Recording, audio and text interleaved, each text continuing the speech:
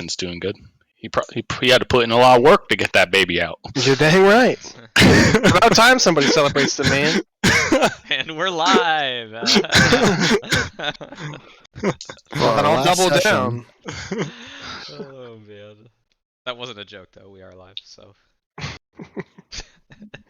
Gotcha. Love you guys. All right. Let's see.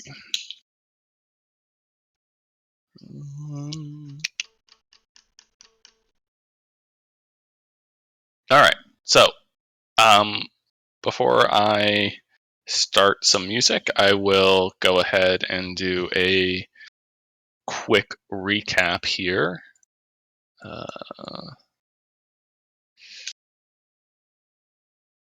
Okay, so last session, you all did a lot of stuff. You started at the carousel and got all the way to stepping through a portal to the realm known as Prismere. You guys went and did some snail racing, which resulted in Eliwick and our own Nico both winning first place through a tie.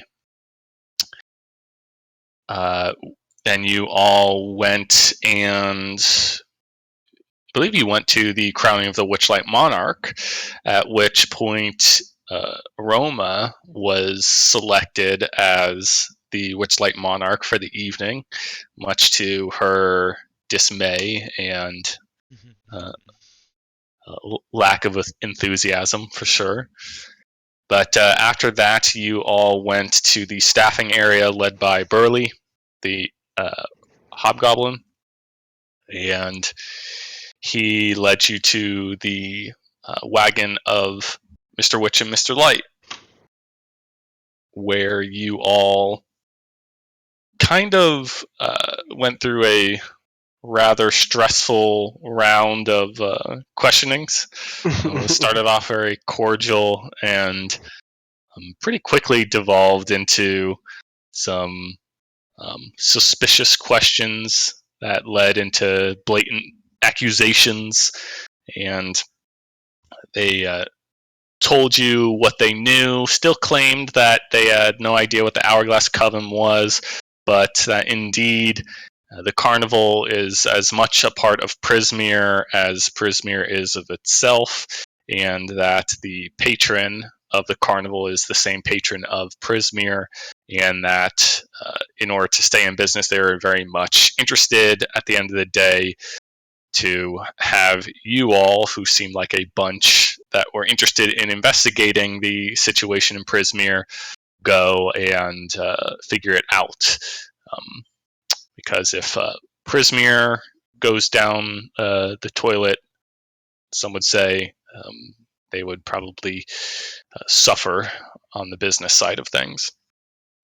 So they led you to the Hall of Illusions, at which point they led you to a secret chamber inside of the Hall of Illusions, where they showed you a circular mirror, and after teaching you an incantation, you all activated the portal inside of the mirror, and one by one you all stepped through, not before seeing some more creepy shadows of some creepy individuals, but also you saw a shadow of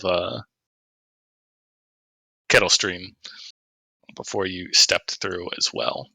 And that is where we ended last session. Does anyone have any questions? Concerns? I don't think so. All set. I did lose my pick just now. I don't know where the hell that went, but otherwise we're good. What was the date that we played last? 6-1. Yep.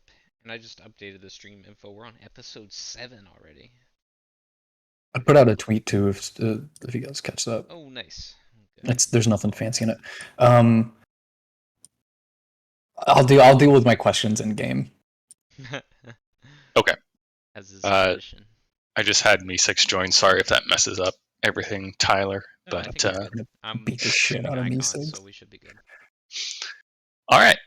Well, then we will go ahead and get started here. Let me put on some music. and we can get going. How did I put that pick though? Oh, there it is. Okay, we're good.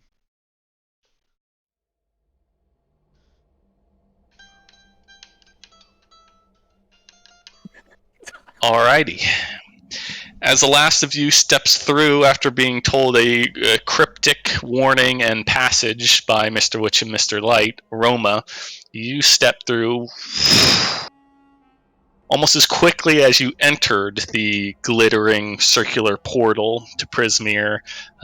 You arrive on the other side, and you see your companions standing in front of you on a cobblestone platform. And you all turn around and watch very quickly as a circular portal hovering in the air, not bound to a mirror on this side, quickly twists in on itself, and just as quickly as you step through, it vanishes.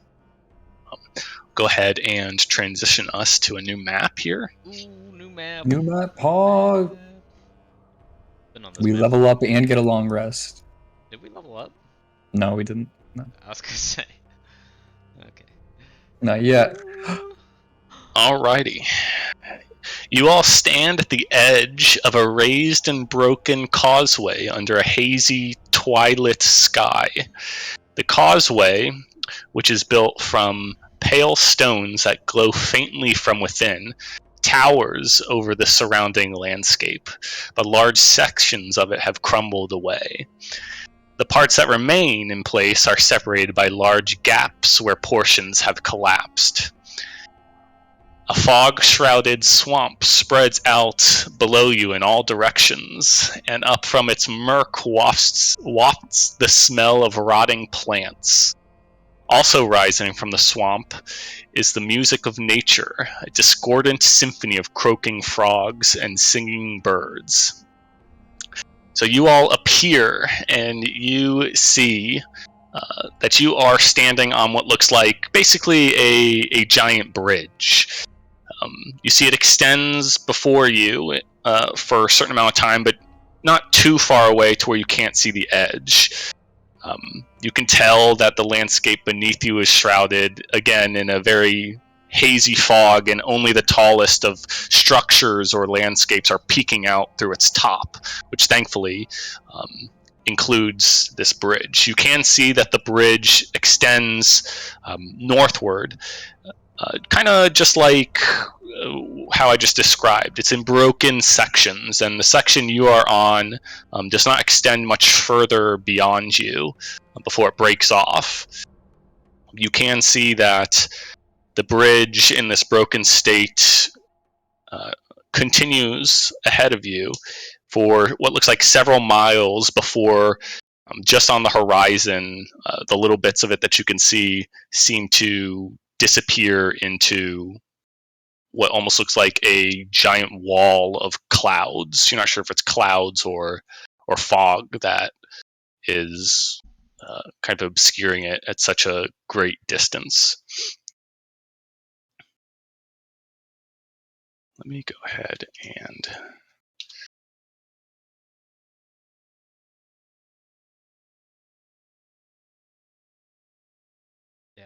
queue up a few things here for us. Nico kind of like takes in the landscape for the moment, and then closes his eyes and takes a big deep breath in, and then like kind of shudders a little bit, like a chill goes down his back. Nico, this is not right. What do you mean? This isn't the place I left. I thought it'd be sparklier. Well, there used to be so sparkly. Now it is drab.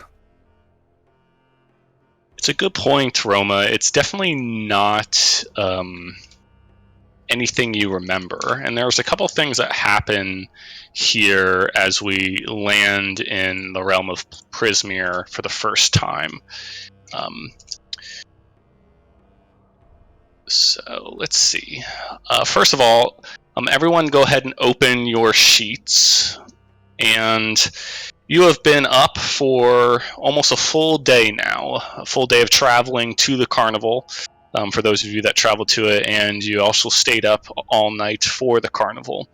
And as the carnival is, from what you can guess, coming to a close on the other side of this realm that you just left, go ahead and everyone mark a point of exhaustion on their sheets for me. Okay. Where is that in the character sheet? It's on the first tab and kind of...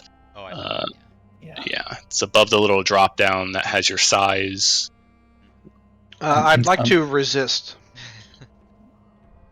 Unfortunately, you fail at resisting the exhaustion. I chug a Monster Energy. Perhaps we should find a safe place to make camp. It has been a long day after all. I wouldn't want to venture into the wilderness without being at 100%, as it were.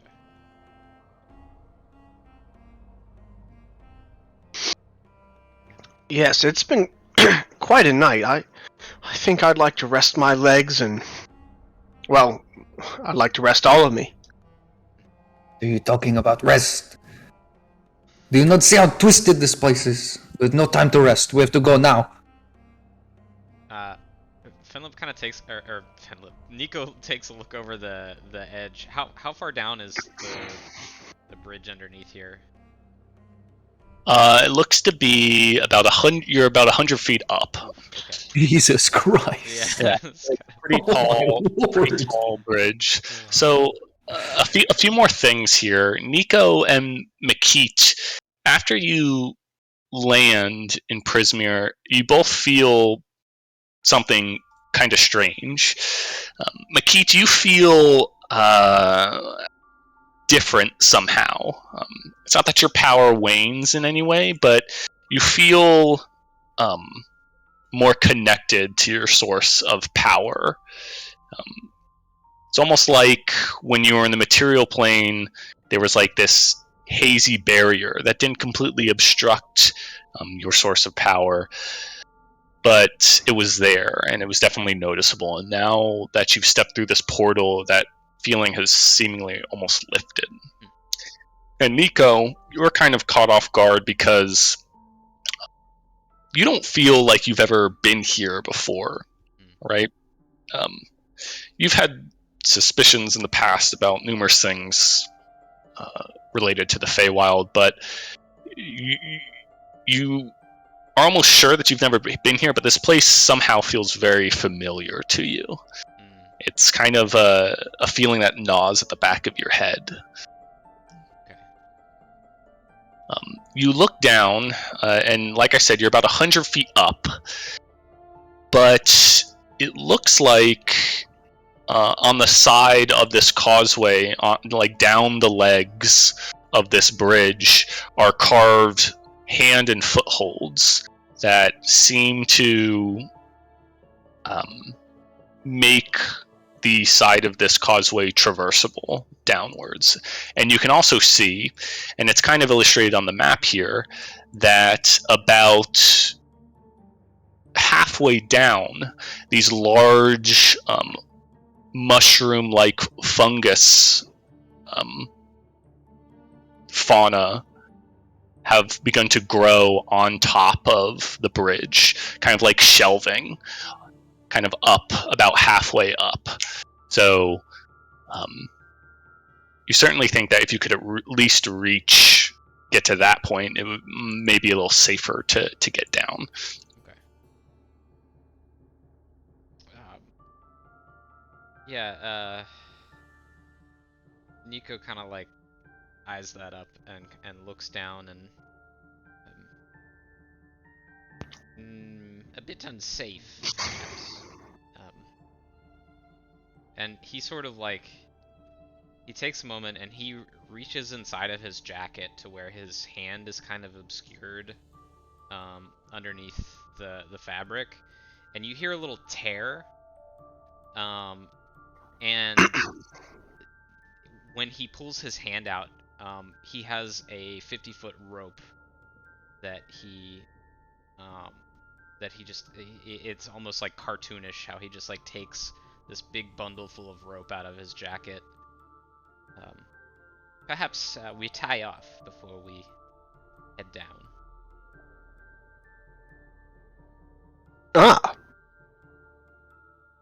Here, toss the line. Nico, I'll secure the line. Yes, of course. I've quite a bit of experience with ropes, being among the trapeze. Ha, of course. Yeah, he hands it over to you, for sure.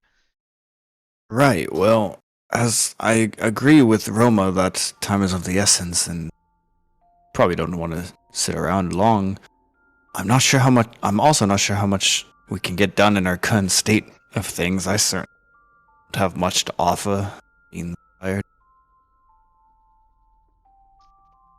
And at the same time, I'm not sure if I could even rest in such a place like this. A little eerie. I'm not sure if I like it. Perhaps we find a place, a bit of a makeshift shelter, somewhere to get out of the weather. So just as you finish saying this and Nico responds to you, Domino, you notice, since you have the group's highest passive perception, you see something almost dash into view at an alarming speed, and it seems to be something up in the air. And you look up, and it's far off, but it's a little object that enters your vision, so it takes you off guard for a moment. You see in the distant sky, you spot a great balloon made of patchwork material. It spins out of control as though punctured, causing the wicker basket that hangs from it to swing wildly. You see the balloon plunges out of sight, disappearing into the fog approximately a mile away in a southeastern direction. If Nico was looking at me while we were talking, he would have seen my attention snap to this thing and all. Over there. Did anyone else see that? There's a balloon. It's I don't know how to describe it. It looked a little shoddy, but if it was over there, it was out of control. It looked like it crashed down distance east of us. I kind of wheel around and squint. Is that something we can all see, pretty easily, or is it obscured by something? Yeah, when Domino brings it to your attention, it doesn't disappear fast enough to where anyone that cared to look wouldn't have time to turn around and at least see it for a brief moment. You all do see this balloon. It is large, but not too large. You can guess that the basket is probably only large enough to hold maybe one or two creatures of your size or individuals. And it seems to be, from what you can tell, its trajectory came from the north, kind of in this direction. I need to draw, not grab here. So it came in this direction and then disappeared right around here. If you can see my drawing.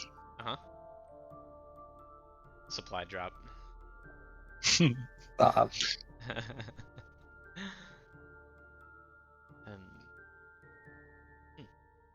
Peculiar.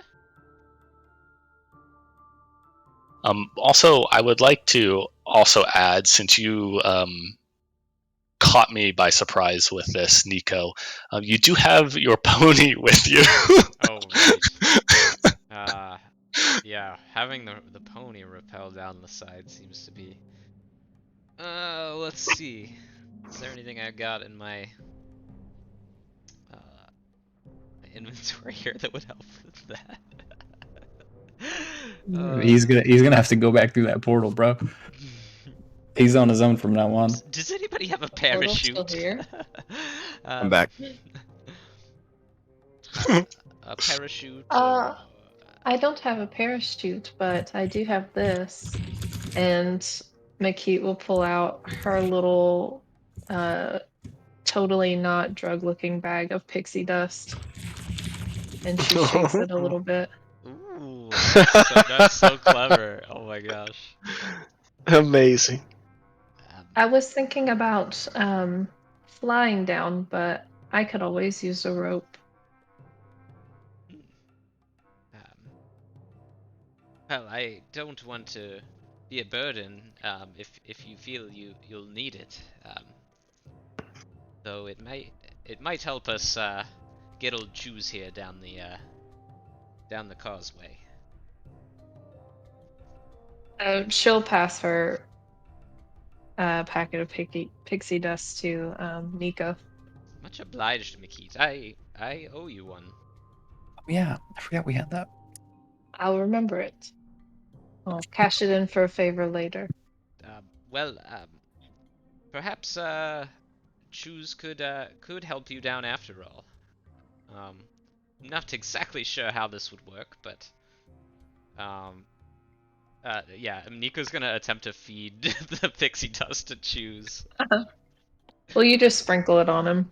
Oh, okay, yeah, give him a little pixie sprinkle. I imagine you're doing it like the salt guy. Yeah, definitely. Little Salt Bay. Okay, so pixie dust. You recipient gains flying speed of 30 feet and the ability to hover. Hover for 1 minute. Okay. So it lasts for a minute, which is more than enough time for whoever it's used on to reach the bottom of the bridge. Oh. Okay, good. I thought that we were about to just destroy your horse. But... that would be so sad. Yeah, he's gonna sprinkle it and then say, like, kind of wave to Makit, quick, get on. Makit definitely giggles, and she jumps right on the pony. Okay. So are you all wanting to rappel down the rope and throw the pony off the edge? Because the pony will float down to the ground. I think that's the idea. Yeah. If Chews has the extra time, maybe he would like come back and get a second person, but otherwise, yeah, if we could just rappel down the side. Okay. It's 50 feet of rope, so yeah, you can get about halfway down, which gets you just to where the mushroom steps are. Cool. I've gone ahead and princess waves and just like as she flies off with the horse. That's awesome. Pony. Pony, yes. Is it a pony or a horse? It is a pony. It's a pony. Okay. Yeah. I don't know the difference between either, so I don't know why I asked. Nico tugs at his collar and kind of ushers to Cade. After you, old fellow. I would like to see how it's done first.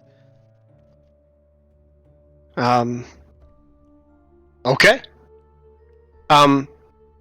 Cade rather nonchalantly, because he goes to swing over the edge and slide down the rope like he does it every day, because he did do it every day. And as he begins to rappel, Zerk, if you need me to make a check, just let me know. As he begins, go ahead.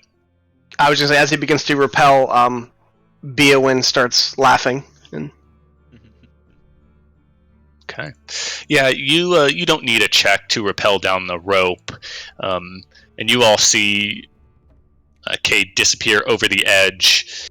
Just curious, what did you all tie the rope to? Oh, is there anything along? I assumed that there was like a huge chunk of rock or like a pillar. Let's see if there is. I'll roll for it. It's your world, Zerk. Let us know. Yeah. If not, then there is not a large enough chunk of rock okay, that you are comfortable with. So then this may require a tiny pinch of retcon. How heavy is a pony? It's certainly heavier. Certainly heavier than all of you. Because we could tie off on the pony and then fly it back, fly No, it down. the portal's long gone. Yeah, that might be the best bet, actually. That just means you guys have to repel in less than a minute altogether. I mean, it's easy to do. Yeah, it's only 50 feet, so with the If arrow- Cade needs to give a little climbing lesson, I'm happy to do it.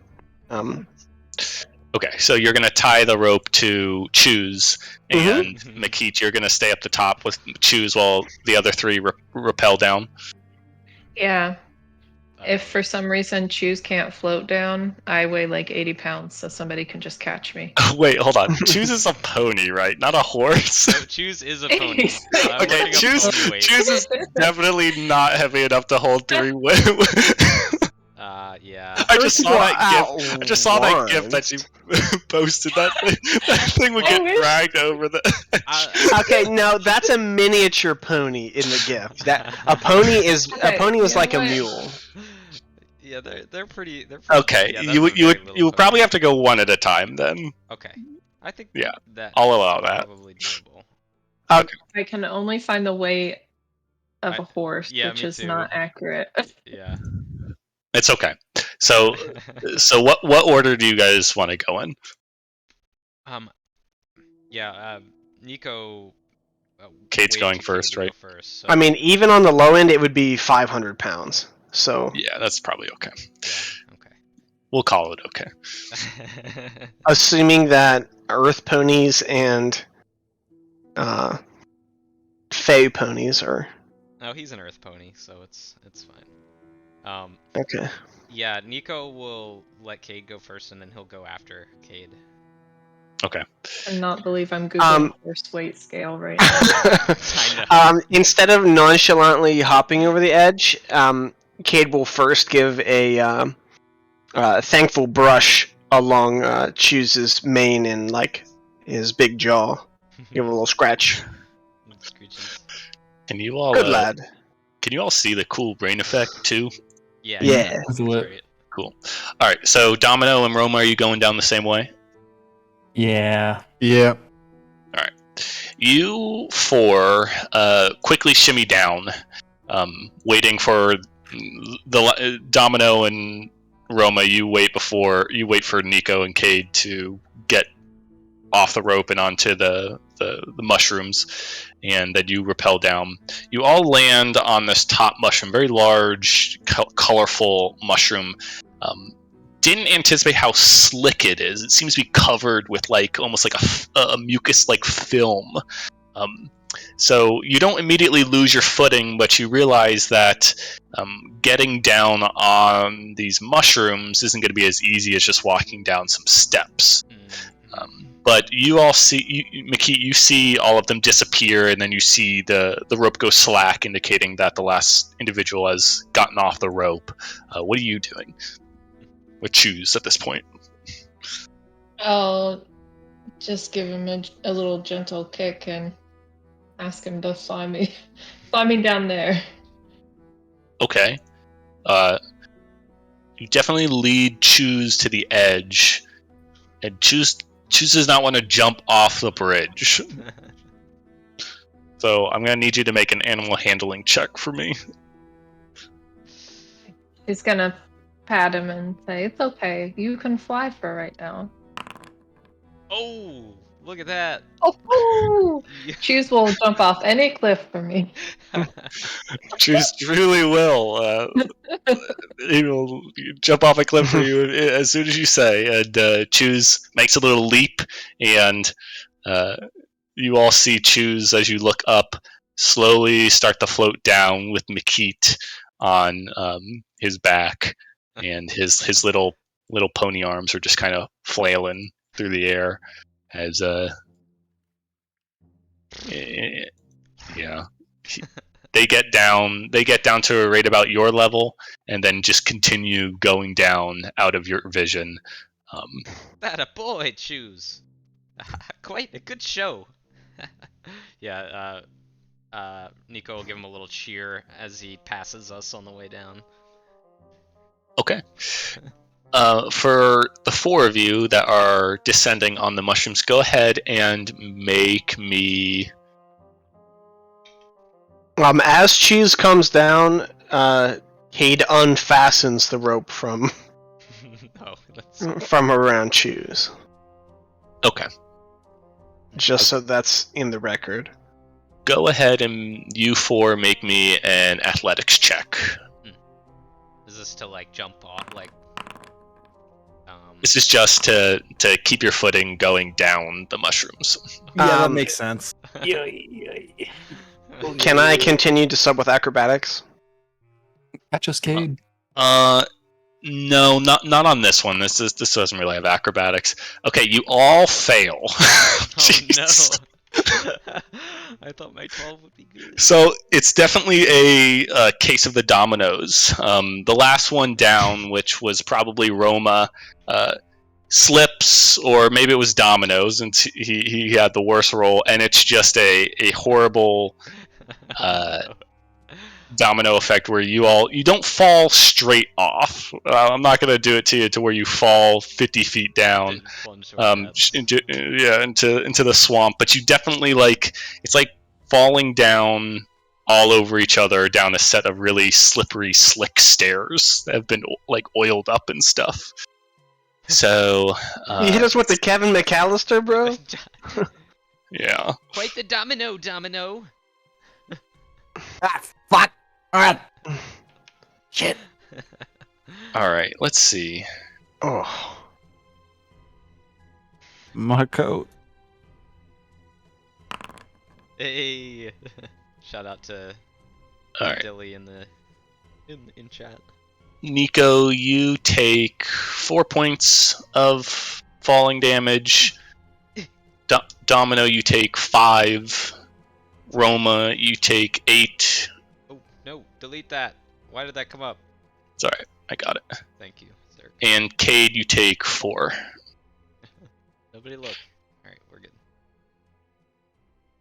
As you all go face down into the mud of the bottom of this bridge. That gif that Brett put in the chat. For the viewers at home, Brett put a very funny gif of Kermit falling off a building. I'm trying not to laugh so much. Can we link videos or like GIFs in the chat? I never got it working. It's tricky. I need to learn programming. So, That's a lot. Makit, you gently grace the swamp floor on the back of a Choose, and you look up and you see a ball made of bodies rolling down the fungal steps, and they slap down into the mud, not graceful at all. Yeah. And you guys pull yourself to your feet. Are you guys okay? Domino, me boy. Yeah. Grace isn't your strong suit, I suppose. And as he says that, Domino's using prestidigitation to clean himself up. Oh, that's where magic comes in sometimes. Yeah. Nico, Oh, I'm so yeah, fucked up. Yeah. It's fine. It's only a quarter. Yeah. As you all crash down into the mud, a creature flies out of some of the underbrush nearby. Makit, you didn't notice it because your descent was rather graceful and not alarming, but the four of you, as well as you, Makit, look up and you see a giant crane fly out from some nearby underbrush and Crane is in the bird? Now they're doing construction. What do you mean crane? I just want to be sure. Yes, a giant piece of construction equipment flies out of. This truly is not the place I remember. No, the bird flies out and quickly flies away and disappears into the mist. Am I able to, I guess to go back to what I said, would I recognize that as something I would have normally seen here in Prismere? Is that out of the ordinary, the size of the crane or how it looked? The crane doesn't take you by surprise much at all. Okay. You've seen cranes before. It's more the environment. You don't really remember, and you've never really had experience with a swamp before. It's much more dour than you remember. You mainly remember like forest and glade type environments. And in fact, you never even heard of a swamp in Prismere before. Glad it's raining because it hides Roma's tears. So is there anything you all want to do? Domino, press. Use your magic to clean my clothes. Beowyn obviously didn't fall, but she comes down and lands on Cade's shoulder and just is like... It's not like a death glare, it's just kind of like a... She's not mad, she's just disappointed. And she's staring right at Domino. I see why you chose to count cards! Cade dusts himself off. Look, just because I work with the fates doesn't mean I can see everything coming, including when I trip and fall.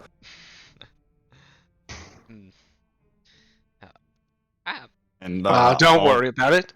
I'll start using prestidigitation on Roma and anyone else that clearly wants assistance cleaning up. Yeah, Nico, you see, like, Nico's got this very kind of nice Bardley jacket on, and it's covered in mud now, and so he, like, raises a finger, his pointer finger up, to suggest that maybe he wants one of those.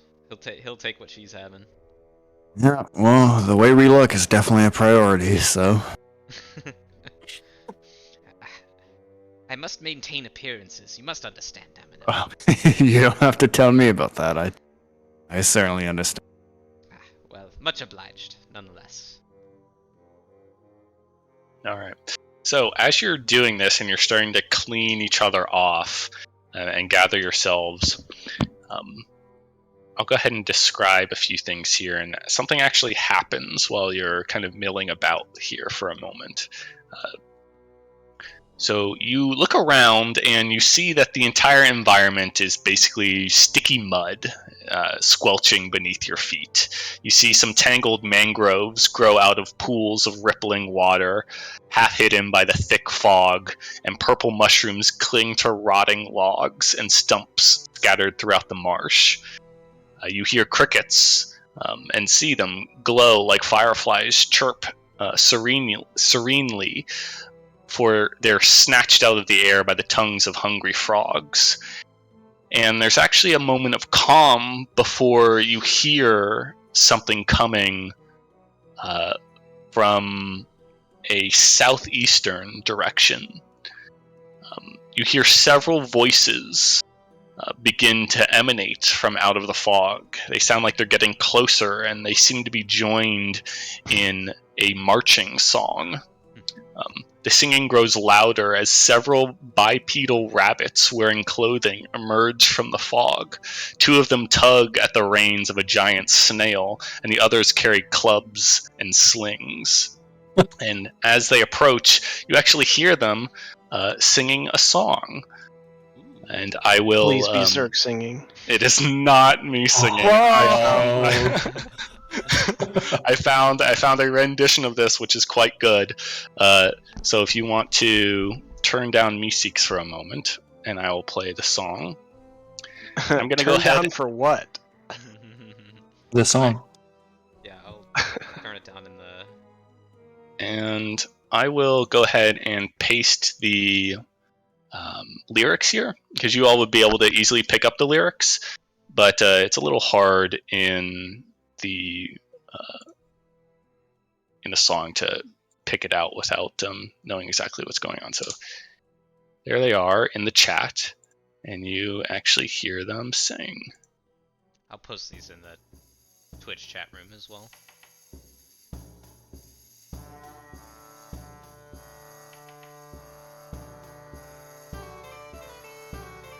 Oh, it's the banger! That riff hits Wait, where are you posting it? in the Twitch chat. He originally posted it in the Foundry chat.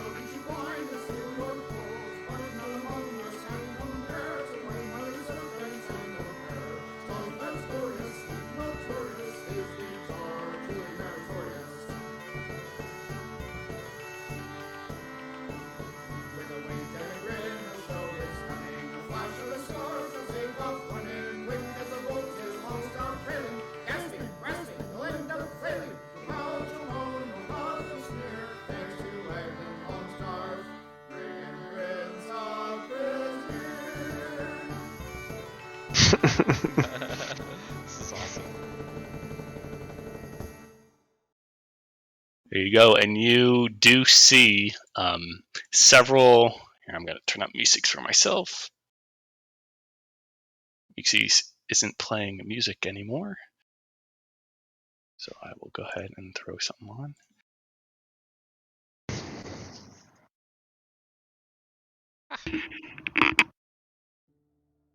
Well, yeah, Nico's gonna give a little bow. I do appreciate a good limerick. I must say, quite talented, the band of you are. Yeah, y'all think that's something friendly, or should we be worried about that? Oh, Yeah, goodness no. They definitely That's my thought. are on you right now, but as they draw closer, their song stops, and you hear one of them say, I think I saw the crane come from this direction. Come, quickly. And it does seem like they're coming towards you, though they haven't seen you yet. So you have a beat before before they're upon you if you want to do anything. Let's see. Is there any non-swamp land that that would be good to hide in with a quick scan of my surroundings? The largest things are probably either a few of the mushrooms that are growing out of the ground near the base of the bridge, or there's a few nearby dead trees, but they're very gaunt and long dead, drowned perhaps. They got a bunch of holes in them. They're not the best for hiding, but it's certainly more than standing out in the open. The marsh is pretty flat. Okay. Perhaps another game of hide and seek. Why? Yes, I don't think that Flash fellow and his crew are anyone we want to deal with right now. Can I see like over here? Or like I guess can we see these guys at this point? Yes, you can at this point. They are coming up on you, so you only have a moment to act before they see you. They seem to be looking around in this direction. And I want to start waving my hands in a magical manner and manifest an image of the crane we just saw. Okay. Ooh. And I want to have it like fly like this direction. Wait, like this direction, like up like north. Okay. Like northeast. Fly in the northern direction. Yeah, Were you wanting to create the initial image of the crane just near you guys, and it flies off? No, like flying from as far south as I can to like north, like away from us. Okay. It's like what's 60 feet? Pretty far, but I want to like misdirect them with an illusion of the crane. Okay. So go ahead and, well, you don't need to do anything for that. You're just going to cast Silent Image. Yeah. Okay. Cool. What are the rest of you doing? Hiding. Yeah, I'll find a good mushroom and try to do a quick scan for frogs beforehand, and then hide as long as I don't see any. Okay. For those of you that are hiding, which of those two locations do you want to go at, or do you want to create or if you have another way to hide, let me know. I'll hide under you said there were big mushrooms? Yeah. Yeah, I'll do that. Okay.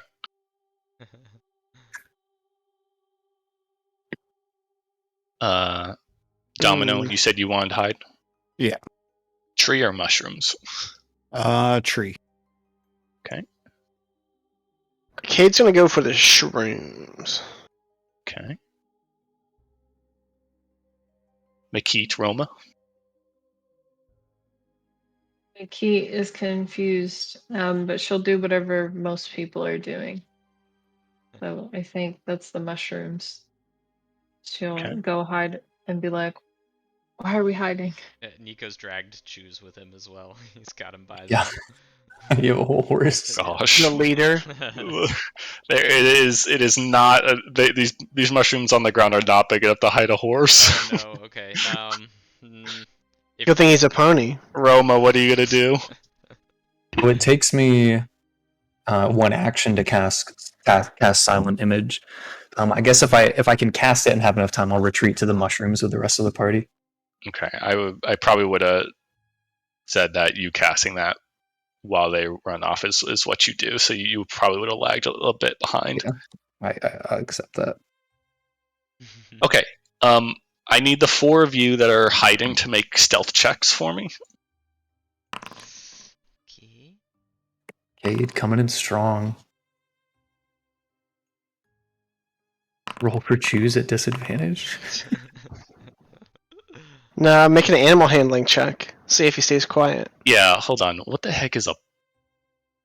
Let me look at this. I need to figure out what a pony... I gotta Google the difference between a pony and a horse. There's probably most importantly, a D&D difference, which really is the only one that... One can probably kick you for 1d8 instead of 1d4. Let's see. Stealth is Pony dex. accents. Dex, yeah, 10 plus, so plus 0. They've just got 10 dex. Okay. Not quite their dump stat, but not great either. I mean, Choose is better at hiding than Domino and Nico. That's awesome. You see Roma, and all of you see from your hiding spots, what looks to be 4 rabbits. And, well, let me reiterate. Between you and the rabbits was kind of like a divot in the swamp, kind of like a shallow trough that was holding a lot of water. And across this trough were 2 large logs kind of going over it. And you see 4 silhouettes emerge out of the mist and hop across this trough, some of them using the logs as middle points to your side near the bridge. You see 4 more emerge on the far side, 2 of them kind of hauling and kind of tugging at this large giant snail that seems to have packs thrown across its back, and the snail seems to be putting up a little bit of a fight. It's not quite happy with it being dragged in this direction, and you see a final individual hop out and land and stop on one of these logs, and you hear that individual yell out, "Anything over there? Anything?" And a few of the hares that look around here, they land just a few feet away from you, and they immediately see you, Roma. Uh-oh. And they yell back, "Yes, Jebek! There's someone here!" And they seem to have a pony as well. As they can see Choose, they don't seem to see any of you. Fortunately, Choose is too large to fully obscure himself behind thing. And you see this individual yell out from standing on this stump, "This is a robbery! If you resist, we'll beat you black and blue! Come forward!" You come forward. This individual jumps forward, and I'm going to go ahead and move. I'm going to go ahead and move us maps here. Yes. Fuck, I didn't expect him to actually come forward. Is there Come forward. Wait, no, not like that. I've been waiting to get in a fight for 6 weeks now. Yeah. Fight me. This individual jumps forward and says,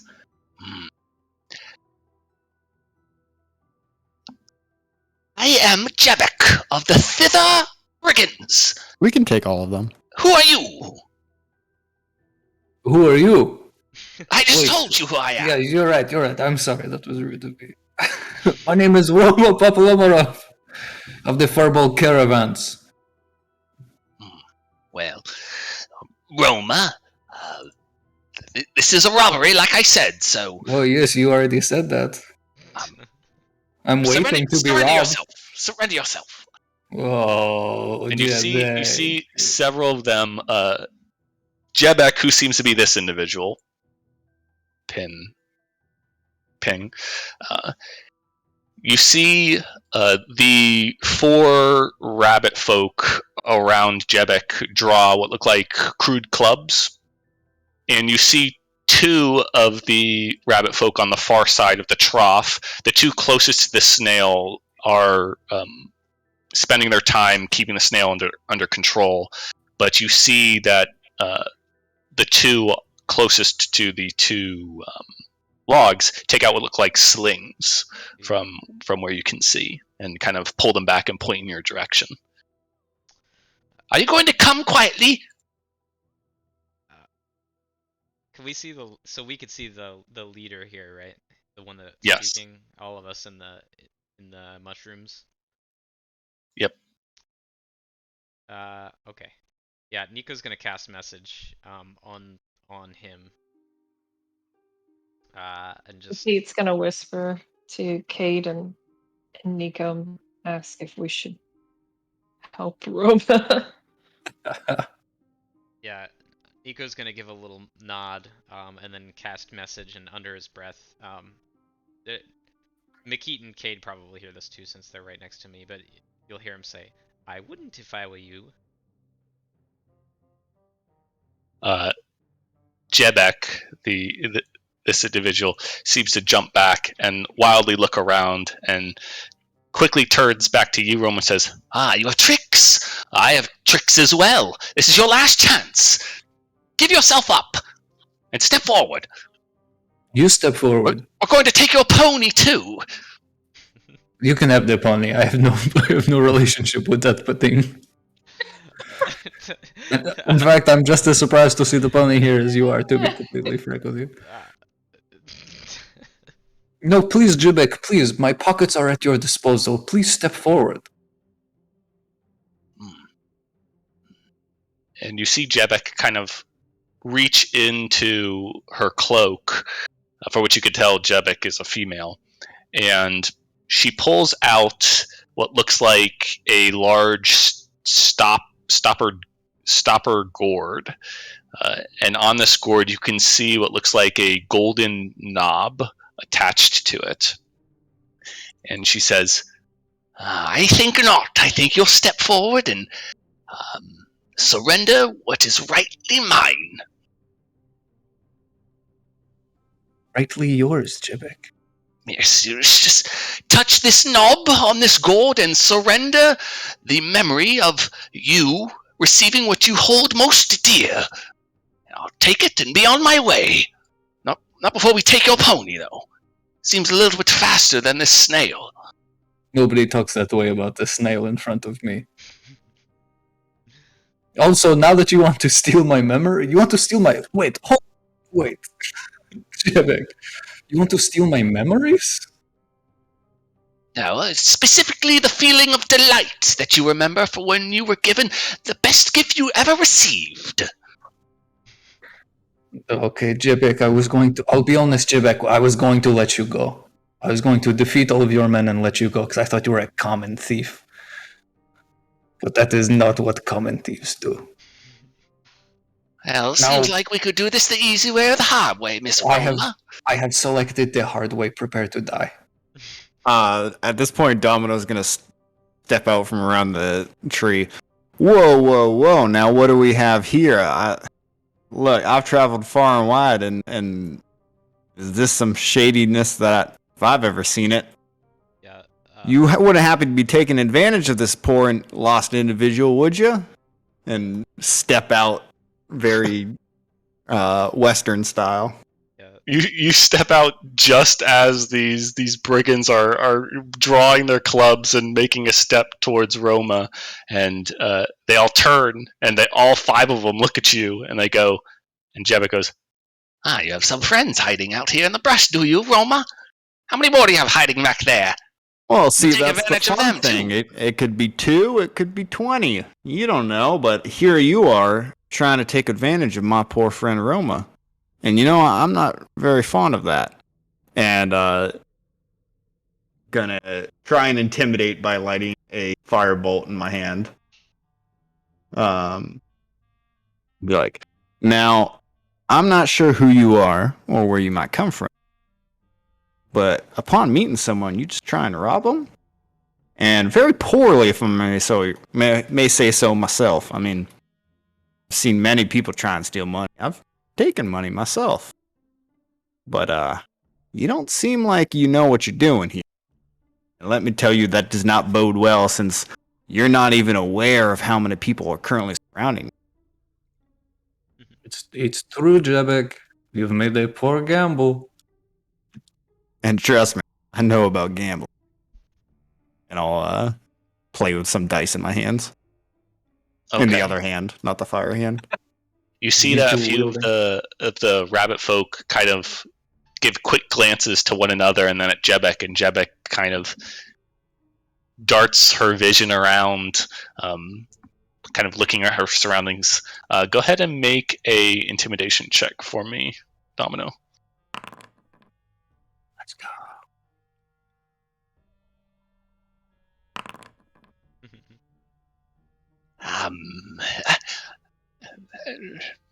Well, how many of there are you?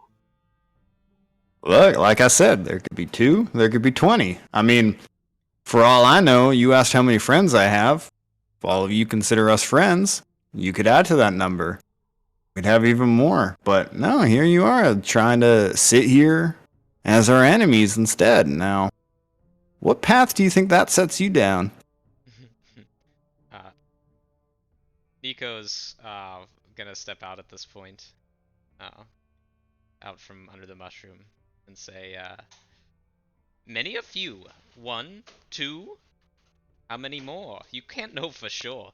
And then he'll cast Blade Ward.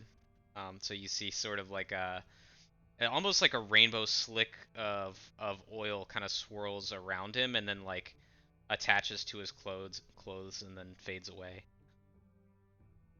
And as Nico comes out, I'll kind of press again and be like, now, see, once again, you don't even know how many we are. You don't even know what we can do. And there you are standing with clubs and spears like you think you can just kind of brute force your way through things. For all you know, we could be illusions. And kind of nod at Roma when I say that. Wait, did Roma have the illusions, or was that Makit? No, I have illusions. Although I will say I'm down to my last first level spell slot. Oh, don't use spells. But I'm sorry, I didn't catch your name. I was busy kind of surveying the area that you clearly neglected to do so. What was your name, little rabbitkin? My name's Jebek. Oh, Jebek. Now that's a name that clearly has made many mistakes, and sounds like this is about to be another one. Go ahead and make another intimidation check. Big rolls.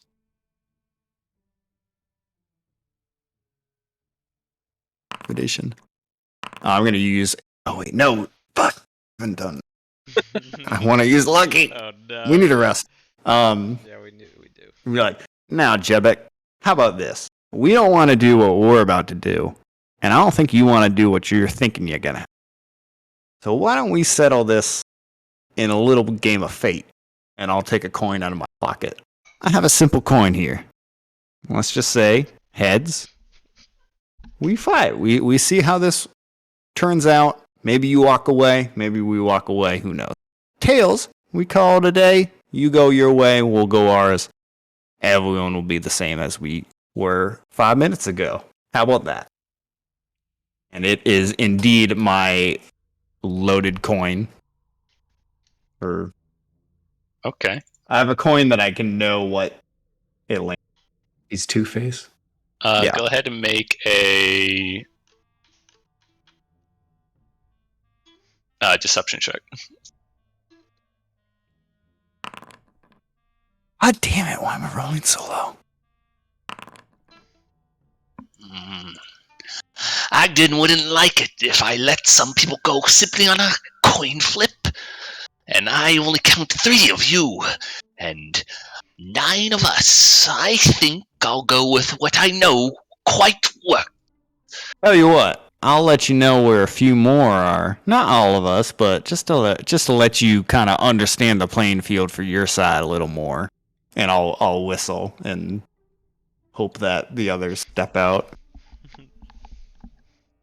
Okay. You hear a sharp whistle, McKeet and Cade. It would be so funny to just ghost him. Well, we got numbers too. Can Nothing we? happened. Hold on, I need to look up. Is it V is verbal, right, for a spell? Yeah. Mhm. Okay, I wasn't sure if it was verbal or like you had to see them. Can I see Jabek from where we're at? Yeah. Say so. Well, McKeith first is gonna look at Cade to see if we're supposed to come out. He's just gonna do whatever he does. Yeah, Cade will emerge. Okay. So you step out. Mm-hmm. They all McKeith would dart and look at also. you.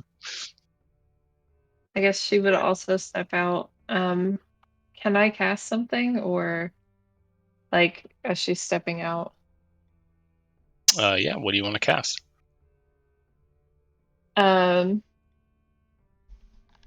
She's gonna let's see. She's gonna whisper something spooky under her breath at Jabek, and she's gonna try to cause her to get real scared.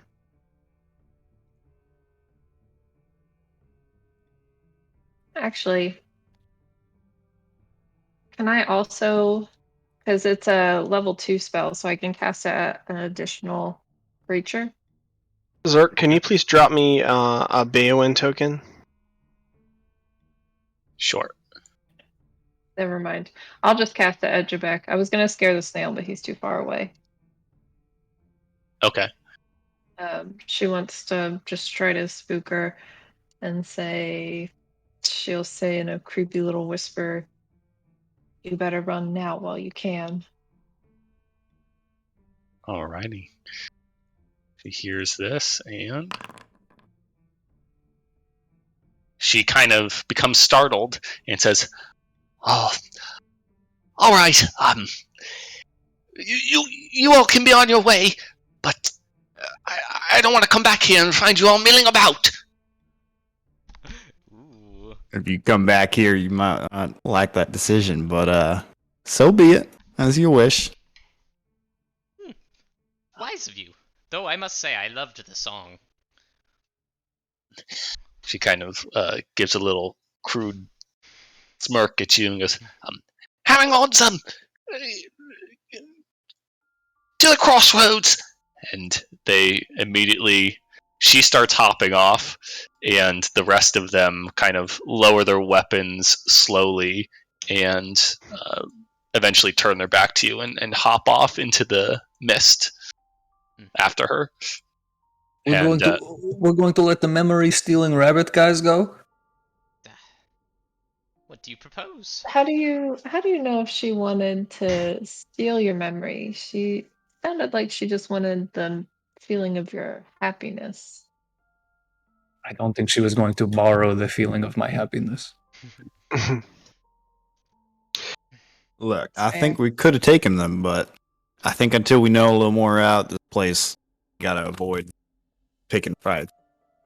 Much as I would have liked to see what would have happened.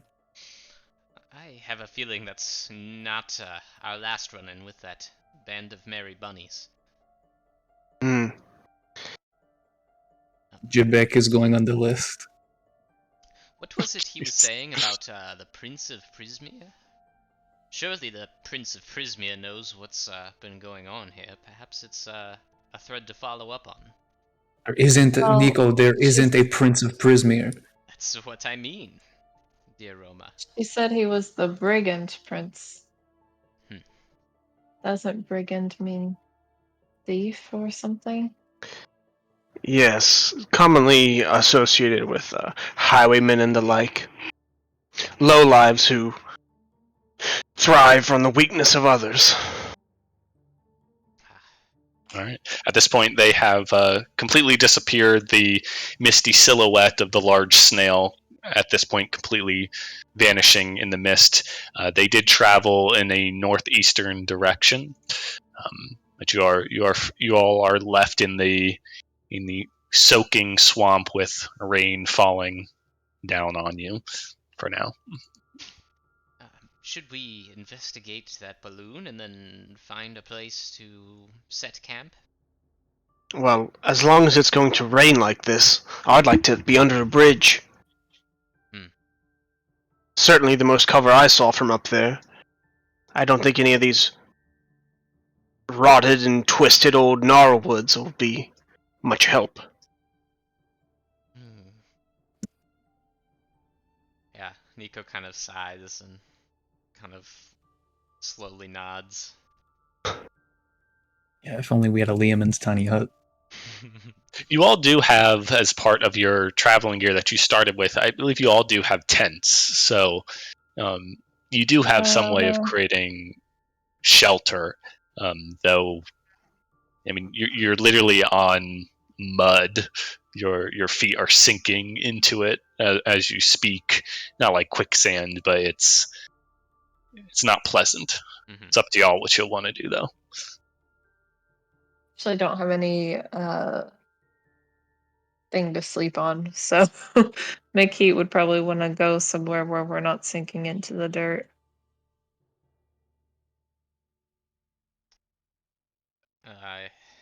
Well, I must agree, Makit, though, well, perhaps we poke around. Perhaps there is some shelter under a big tree or something. As a backup, though, we could always come back to the bridge. I still have enough energy to scout out the air balloon. Or... I just have a feeling those brigands, as you called them, might be back and next time might bring help. So perhaps we... Right.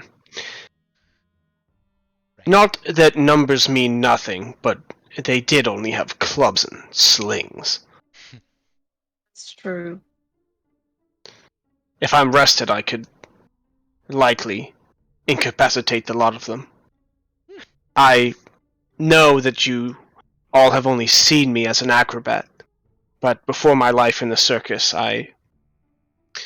well, to save time and get out of the weather, say that I grew up in a martial arts clan. Yeah. Peculiar, Cade. That's why my reflexes are the way they are. I suppose that would bridge the gap. Would be a way to learn the skill set that you currently have. The picture is beginning to become clearer there, Cade. I don't always resort. I'm not, some peaceful life cleric, but at the same time, understand there's time when violence is the only response. So are you guys wanting to stay here or continue to travel in a direction?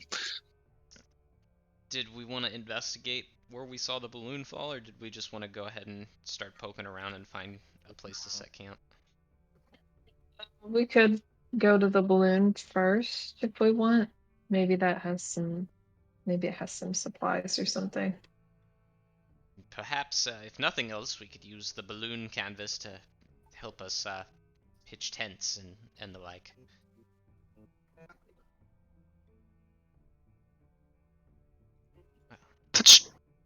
That's as good a plan as any. And as I said, I'd like to get out of this weather. Kaylin, I think you're kind of cutting in. I feel like I hear Oh. something, but Am I? Okay, I'll check. maybe not. I hear you now. Yeah, I can hear you fine now. Okay. Okay. Sure. Yeah. I guess we'll go check out the balloon then, Zerk. Okay. It was Cool. pretty close, right? It was about a mile away. At least where you saw it go down into the mist. Sure. You think it's about a mile away. All right. A little bit of Okay. Yeah. So we are going in that direction. So you all start traveling in that direction. You quickly find that traveling in the swamp is very difficult. It's so thick and squishy that pretty much the whole time you're moving at half speed. So it takes you about double the amount of time that you all would expect it to travel about a mile. Especially with Choose. Choose is having a pretty hard time in the mud. So as you travel, though, let's see.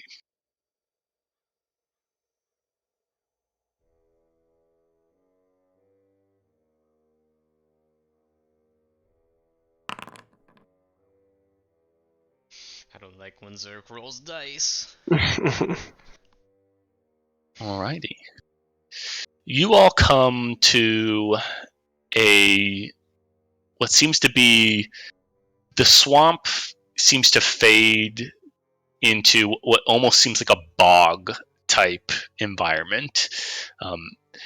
There before you stretches a field that it doesn't look like, at least from what you can see, that you can go around. There seem to be several like vents of gas exhuming this like sickly green gas into the air. And floating all around this field are giant bubbles of what look like the same type of viscous gas, but somehow they have formed into slimy looking bubbles that float around in the air at various heights, and they're all various different sizes. If you guys want to continue on this path, you're going to have to pass through this field of nasty looking bubbles and gas vents. I would like to follow Gollum and avoid this. Around or through, what say you?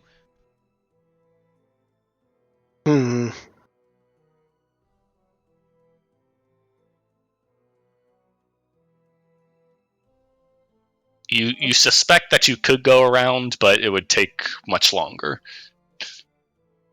Please, everyone, please hold your breath. We don't have much time. Please. I mean, if there's... The only way to go is forward. I'm gonna... Sorry. Okay. I need to know a marching order at this point then. So we're not going to transition map, so we'll just order yourselves from right to left. Who wants to be at front, and left will be the back. And just form yourselves in a line. I'm going to give Domino guidance. Shit. Okay. Looks like Cade wants to go first, so Domino, you want to be second? Yeah, I want to be in the middle of the pack. Kaylin pulling Makit off the map. He's like, nah, but she's gonna go last. I want to go home. Yeah, I imagine. Right. She's not into this. Who's third? Nico or Roma? I imagine I'm helping Choose along, so I'm towards the back probably. All right, so we'll go in this order then. Okay. So I need the group. We're going to do a group survival check. So everyone needs to make a survival check for me as you attempt to bob and weave slowly through these bubbles without touching them. Okay. Let me see if there's anything I can. All right. Roma and Cade pulling some weight.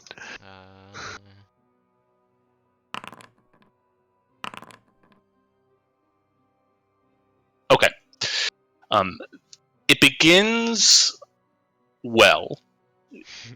Cade kind of guides the group, being in the front, and kind of expertly, like, he can move a little faster and bend in ways that perhaps everyone else isn't quite as flexible in.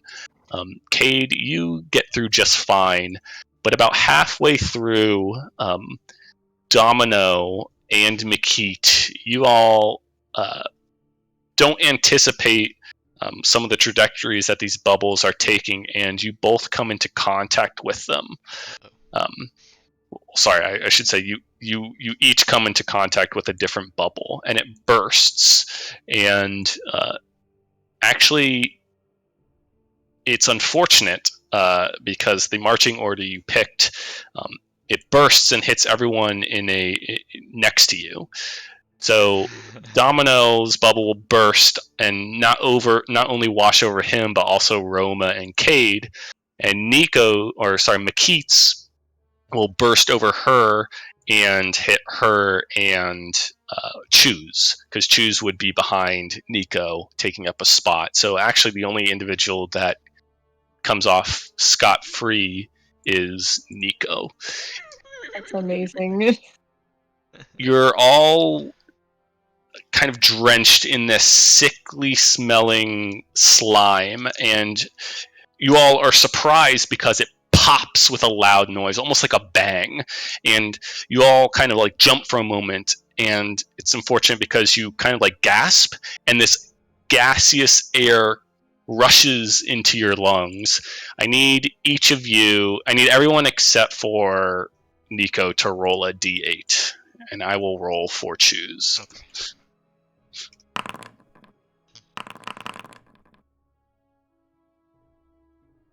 Is that everyone? Okay. So Domino, Choose, and Cade. You feel your throat go numb for a moment, and it almost feels like something's constricting your neck, but then it loosens and it feels almost sparkly inside of your throat, tingly, if you will, like they're pop rocks in your throat. Whenever you speak, your words come out in gibberish that only others suffering from this effect can understand. So half the group can't speak to the other half at this point. Cade is grabbing his neck. And McKeet and Roma, and surprisingly enough, Choose doesn't seem too put off by this. It doesn't speak anyways, so you see Choose kind of shake his head for a moment in discomfort, but then kind of just continues on. Roma and McKeet, your skin begins to tingle as hideous warts begin to erupt across your body. The warts are very unattractive, but don't seem to hurt you in any way. They don't like bleed or burst or anything. There's just, your body is just covered in gross looking warts, and those of you behind these individuals are kind of taken aback as you see it's almost like a quick onset of smallpox, if you will, as these warts just like pepper their bodies. Oof. If you don't mind me saying so there, dear Roma, you aren't looking so good. Please, Nico, please, I've just discovered my home is a twisted wreck of its former self. These warts are the least of my worries right now. Did Domino get affected by this too? Or no, just or no, Domino did. Domino and Cade right now, if they try to speak to you, have to speak in gibberish, and only they can understand each other. Oh. You guys can't understand anything they're saying. They both they both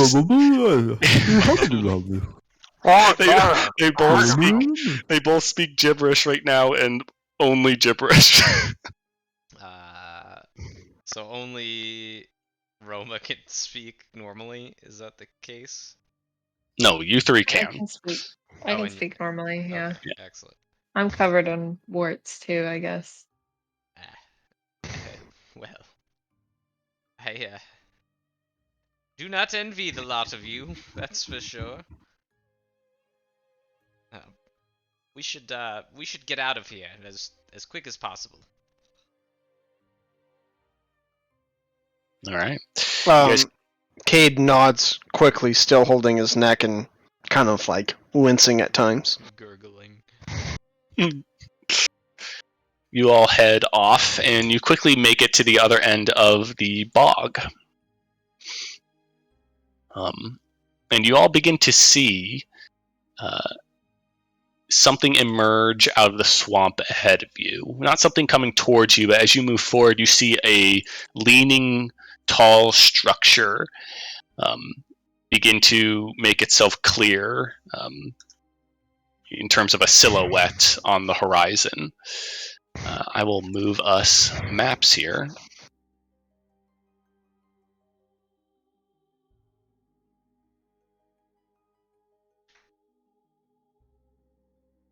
So, what you all see is a crumbling stone tower rises out of the swamp, leaning at such an angle that it threatens to keel over.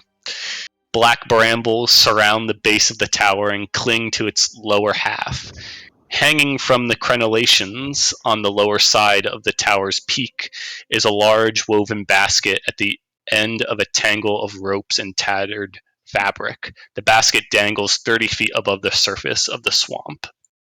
So, if you take a look at the map here, it kind of looks like the basket's on the ground, but in reality, the basket's balloon has been pierced by the top of this tower, and it's hanging down and kind of dangling 30 feet in the air. Strangely beautiful in a strange sort of way.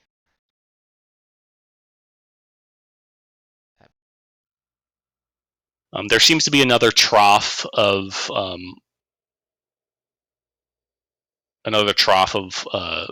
kind of like marshy liquid between you and the tower itself. The tower is kind of raised up on a plateau a little bit. It seems like a large rock serves as its base that kind of rises haphazardly out of the swamp. But you're about 30, 40 feet away from it. I'll be like back here. And do we see the balloon in this, or just the tower? You do. You see the balloon. It's kind of the balloon itself is kind of pierced and pulled taut around the top. It's flapping a little bit, but mainly the basket is just like kind of flapping in the air and banging up against the side of the tower. We've located our quarry. And Nico's gonna kind of look back at the non-speakers and kind of gesture, balloon up there.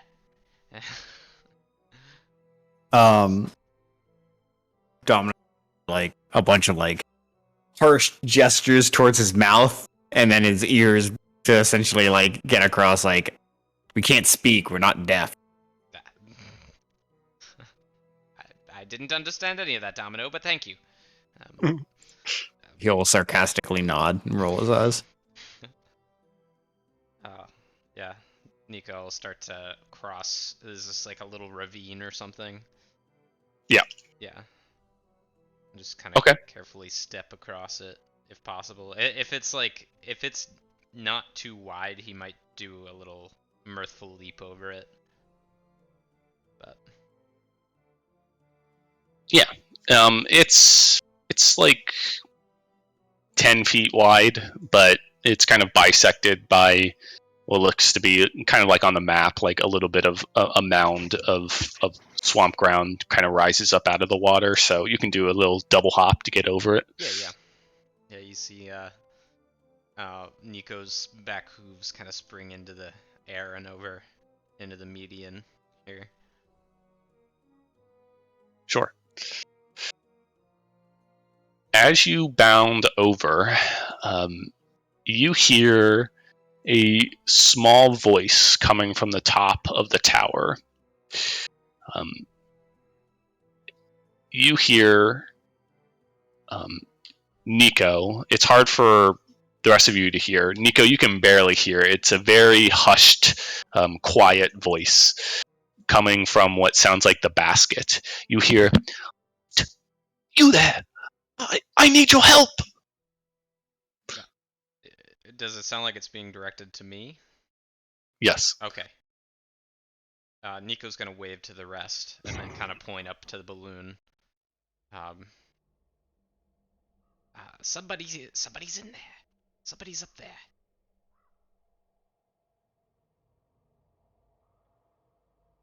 Should we go investigate it or help Eowyn. them? Or... Eowyn, can you go take a look? Sure, I guess. Beowyn is gonna try a little zip and peeky. Sure.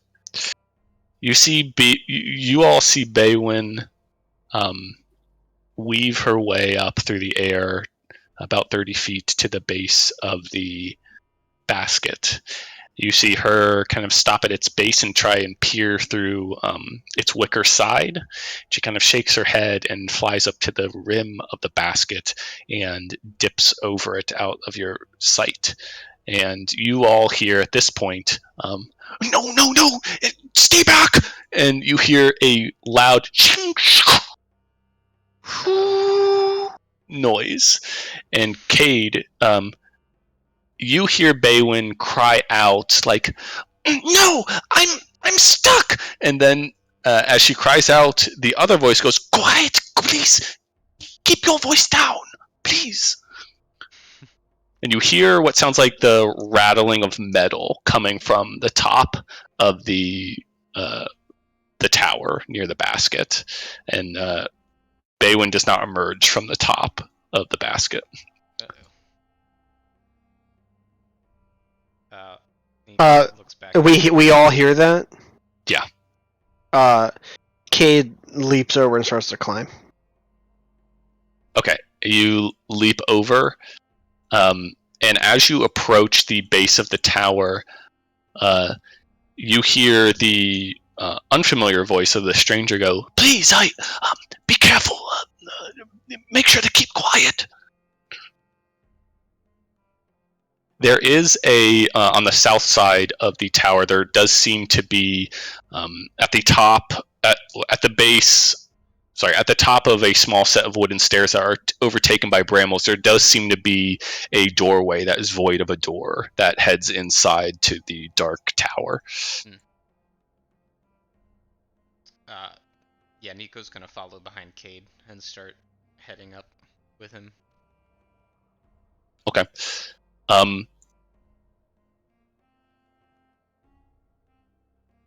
Let me see.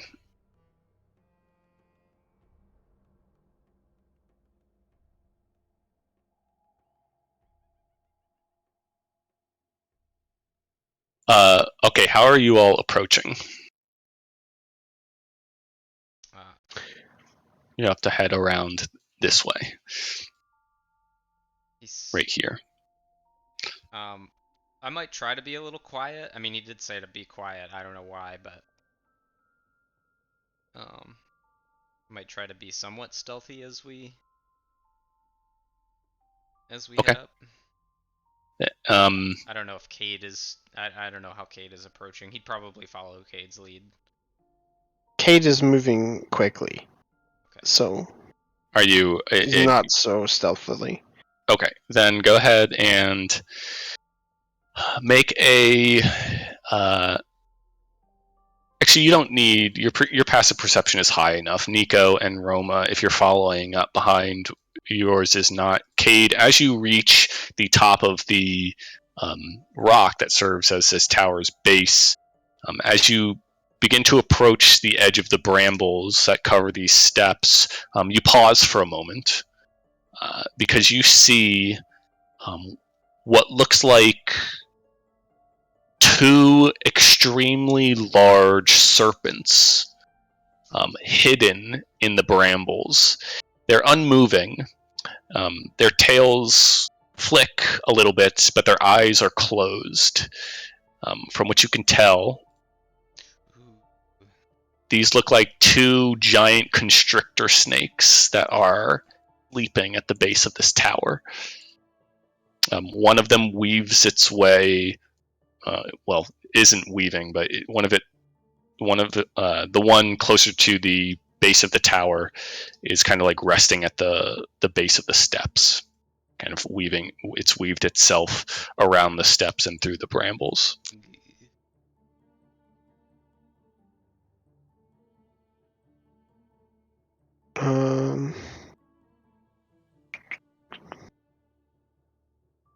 Jinkies. Very, very jinkies. And at this point, the voice kind of calls out to you and says, I may be of some service or at least advice if you need. It sounds like a small voice, kind of like it kind of reminds you of Baywin in some aspects. Nico will cast a message just to prevent like shouting across the tower of courtyard here, and just say, "We're all ears." I'll just kind of whisper it. Okay. At this point, Makita and Domino, where are you guys at? And in the back, watching everything unfold. Not with the group. Oh, yeah, I would have been like behind Rome. Okay, cool. You hear the voice goes, I'm in a bit of a bind, as you can observe. Sir Talavar, as one of the Summer Queen's loyal servants, ask you to free me. You see, I was in the midst of a daring escape from the vile Bavlorna Blightstraw, when our balloon was set upon by an ill wind and sent plummeting into its current unfortunate location. My pilot, the Honorable Wigglewog, did not survive, unfortunately. I've been trapped up here for quite a while now. Help me, please. I must tell my queen of the fall of Prismia. Also, as you've probably seen, two serpents are asleep in the brambles just outside the tower door. If you awaken them, they might put the squeeze on you, or worse, devour me. Yeah, let's go, dude. Phew. I love these characters. Can you repeat the? I don't remember. It was I the need bad his- guy's name. Yeah, I need his name and the bad guy's name that they mentioned again.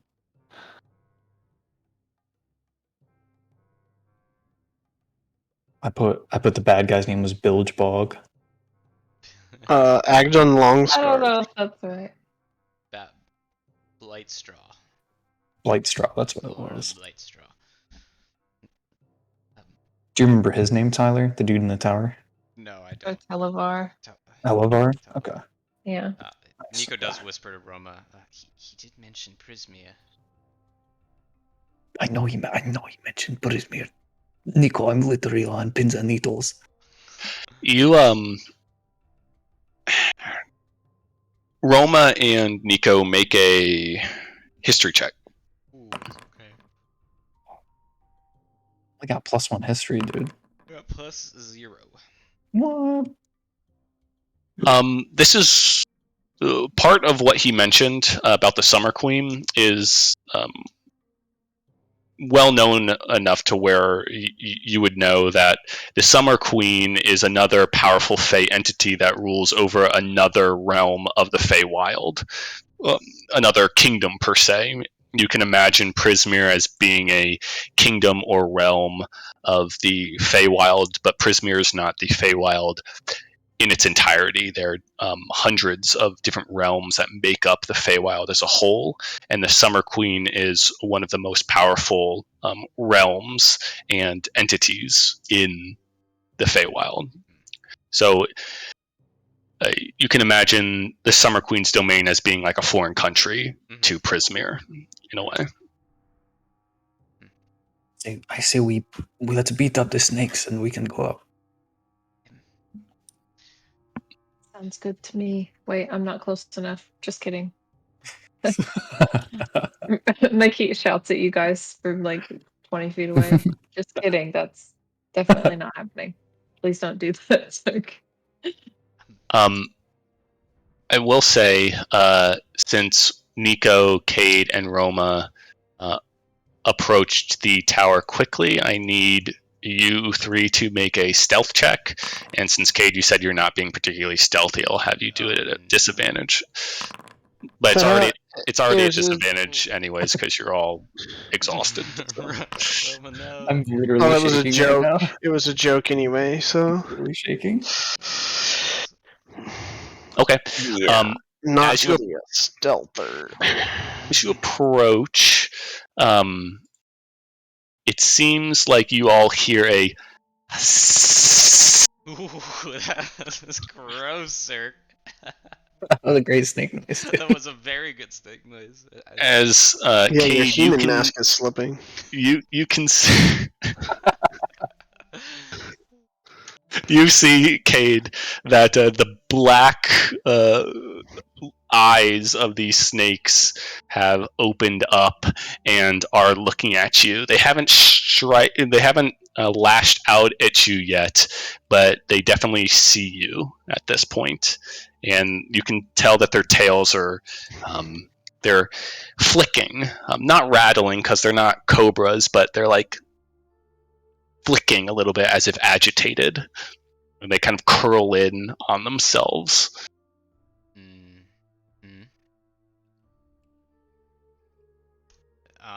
Just out of curiosity, as it looks, you said it noticed Roma, right? Yeah, you three. Is it sort of tracking her as she moves, like? Domino, it wouldn't see Domino and McKee because they're still on the lower. They're like one level down from you. No, it's just they're kind of training their eyes on whoever's in front, which would be Cade right now, closest to the stairs. Gotcha. Okay. What's the play here, Cade?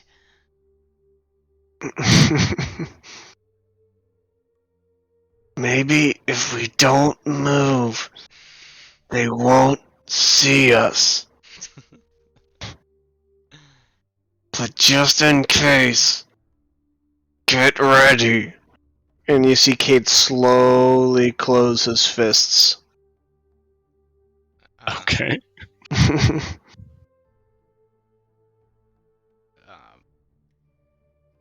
Yeah. Okay. Yeah. Nico's just frozen and clenched. Okay. An awkward beat passes where things are very tense, and you all are just frozen, and the snakes are just staring back at you. Neither has moved towards the other party. And Cade will continue to do so for another short moment. Can Domino assess the situation on what's going on if I make it around the corner? You can peek your head up, yeah. That I'm gonna continue not to move and not be caught up in this situation. Okay. Moment passes, and you hear the voice. Are you still there? Have you left me? Hello? Anyone? Is anyone there? Please keep your voice down. Keep your voice down. I'm gonna cast another message. Hush! We're plotting.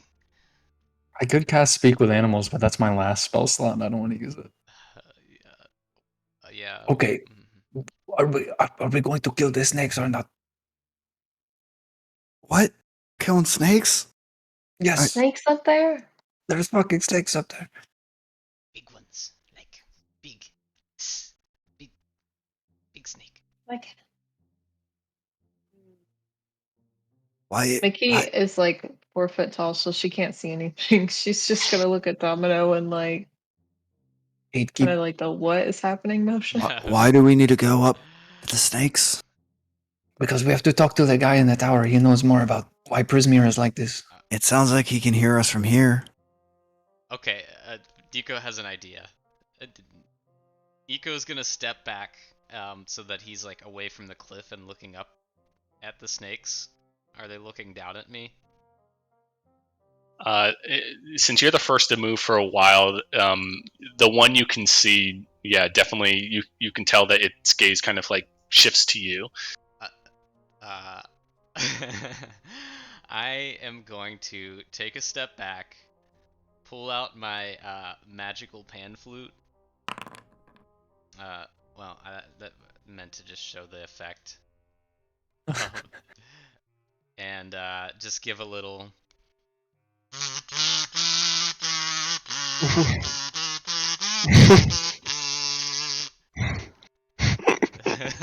Domino inches away from the noise that might upset the snakes. Okay. So you pan flute a tune you heard somewhere some time ago. On TV. Go ahead and make a performance check. Oh no. I hope this is so low. That's so bad. It's so bad. A You got 9. +7? Yeah, it's still bad. A 9. You just hear. The creatures don't seem to react in much of a way, other than Cade gets the sense that they become a little more aggravated. The 2 snakes become 3 snakes. Yeah. Okay, fuck this. I'm over the snake part. I'm gonna cast Fairy Fire.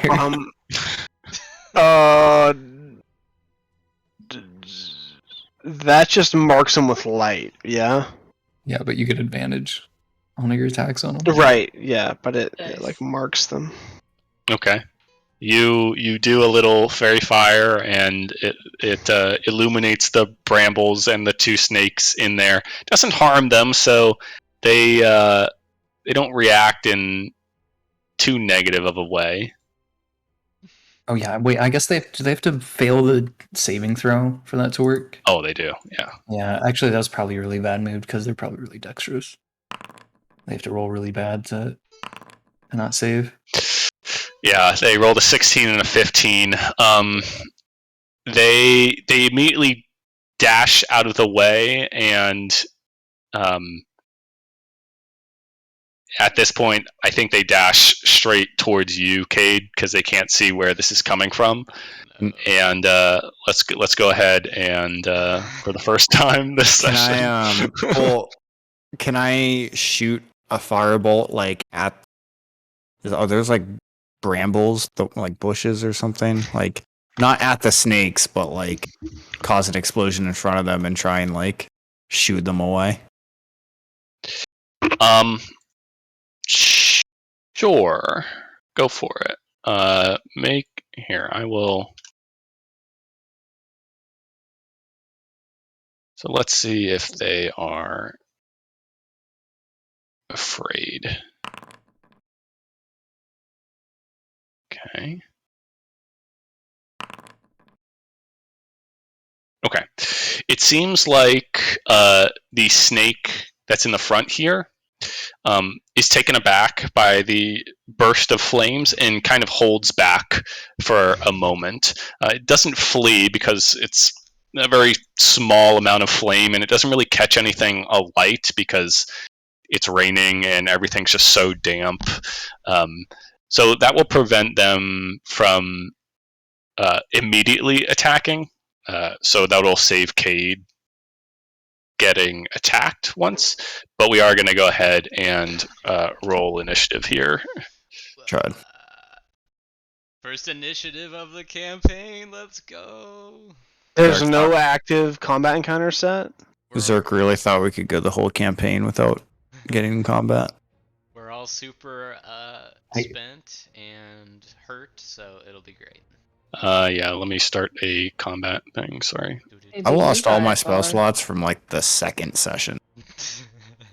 There we go. What'd you say, Caleb? And maybe you guys are. Like, Yo! spell. Natural 20 on initiative. Boy, Kate is Yeah. ready. Cracked, whacked, and jacked. If you need a reminder, you need to right-click your icon and hit the crossed swords and a shield, and then in the right, click the little fist. And yeah, you guys got it. You guys remember. I made you guys fight enough last campaign that you guys know. Oh my god, a character that doesn't go last. I'm in love. She actually doesn't know what the hell's happening. She's just standing there. I'm gonna. Can she even see over this ledge? Yes, for this, we will just consider all of this as flat. Just for line of sight and stuff. It'll make it easier. I'm gonna Kate, okay, what would you like to do? +5 initiative.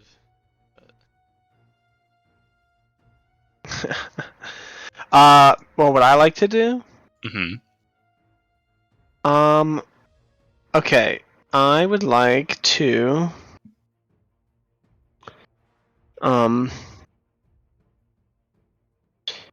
use Step of the Wind and spend a key point to wait, hold on. Let me read this. Everyone go ahead and look into what they want to do too. There's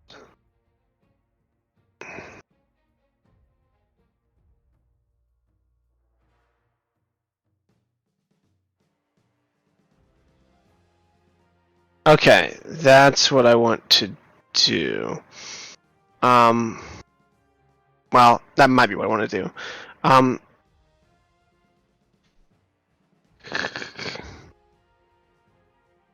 I am going to take the disengage action. So how far is it from me to like the entrance of the tower? It is. Pull out my handy. Oh, not that. Sorry. It is about 25 feet. About 10 of those feet is difficult terrain because of the brambles. So 10 of that? Yeah, so 45 all total feet? 35. 35. Pog, my movement is 40. So I'm going to take the disengage action, which means I don't provoke attacks of opportunity. Okay. And go in here. Okay. So you're going to dash inside of the tower? Yes. All right, you dash inside of the tower, and you see that the tower is pretty much empty. It's very derelict. There seems to be some ruined furniture, some dressers without drawers, mold and mildew everywhere. Though there does seem to be the thing that is most intact, thankfully, is a old set of spiral iron staircases that goes up to the peaks or to the tower's cone-like peak, and you can see some light coming in from the top. The top of the tower is more illuminated than the bottom, and you suspect there might be a window up there. Okay. As Cade springs and vaults through and over the snake with his quarterstaff, he says, "Hold on!" And when he can, he'll try to go upstairs. He also calls for Beowyn when he gets inside. Okay. You hear Beowyn respond back, and you can hear her.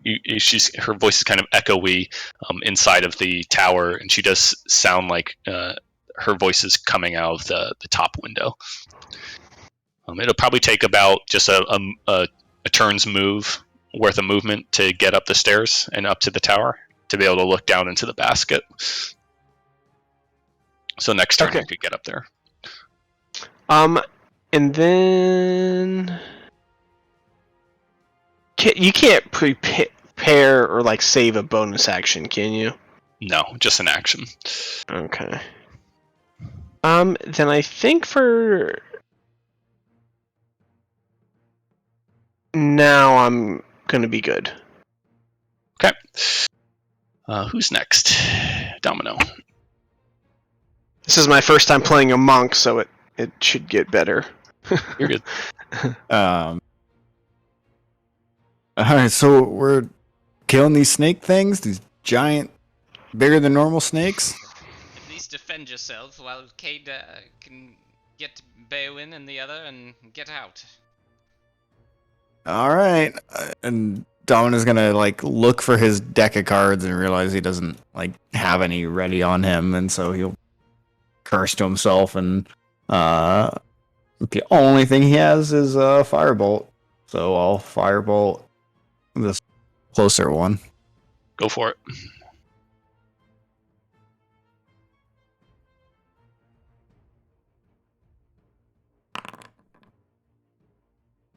Yeah, snakes are pretty easy to hit, so it slams into the snake for 1 damage. Right. Yeah. Who Very is this damp. guy? Very damp outside. Yeah. Oh, 1d10. Oh, that sucks. Yeah. Oh, bro, what is this next up overlay?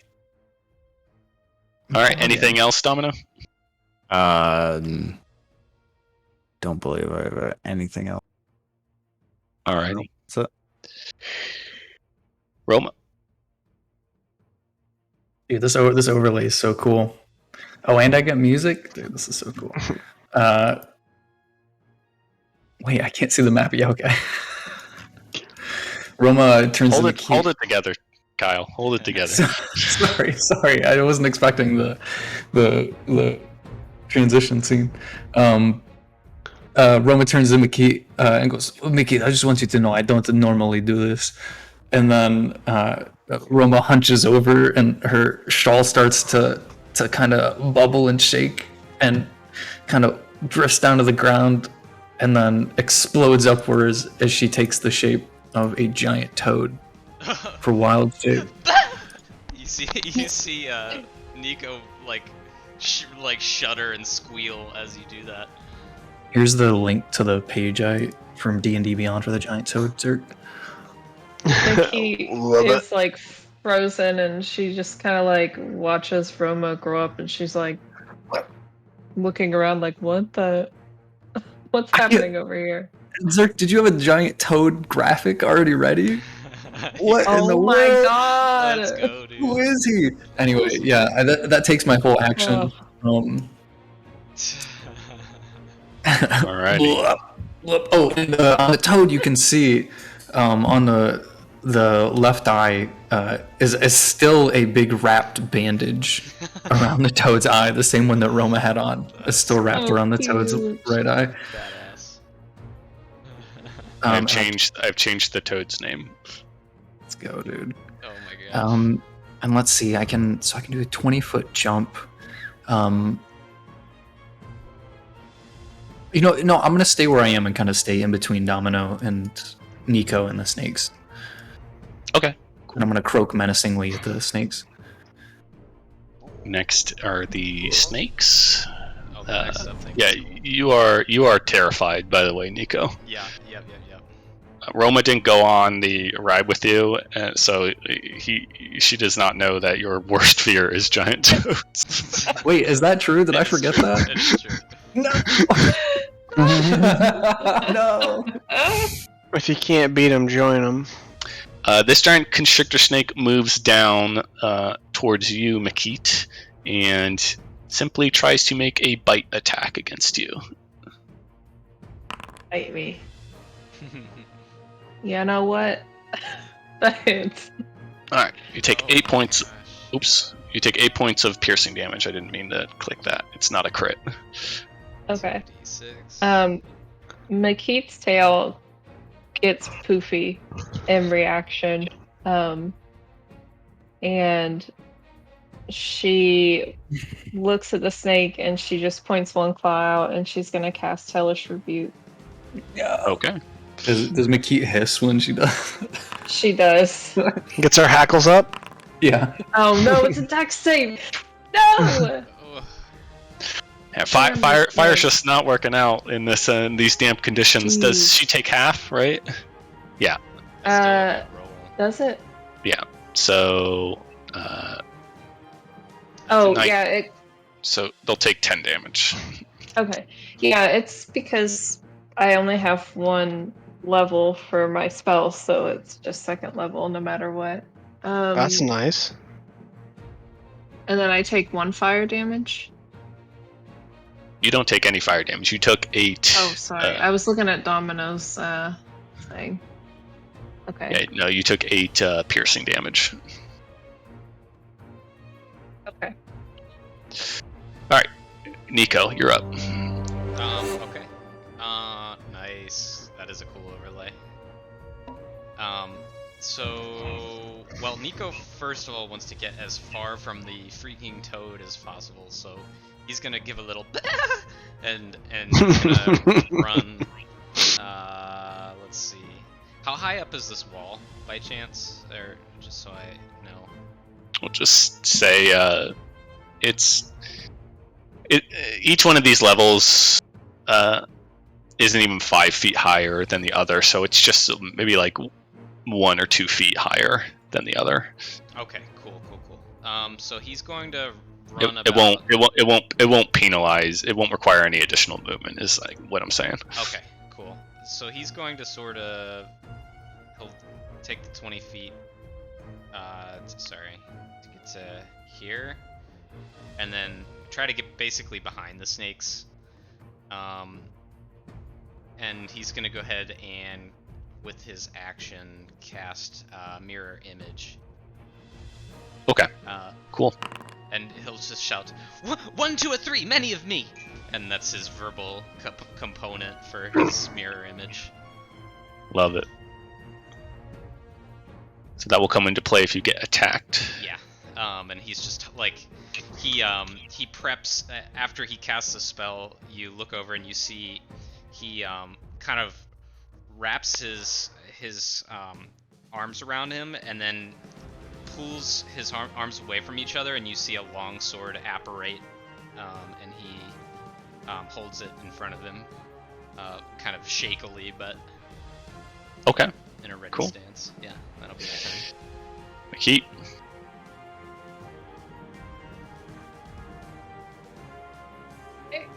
Oh, jeez. That music scared me. Let's see. Makite's just gonna look at the snake that attacked her.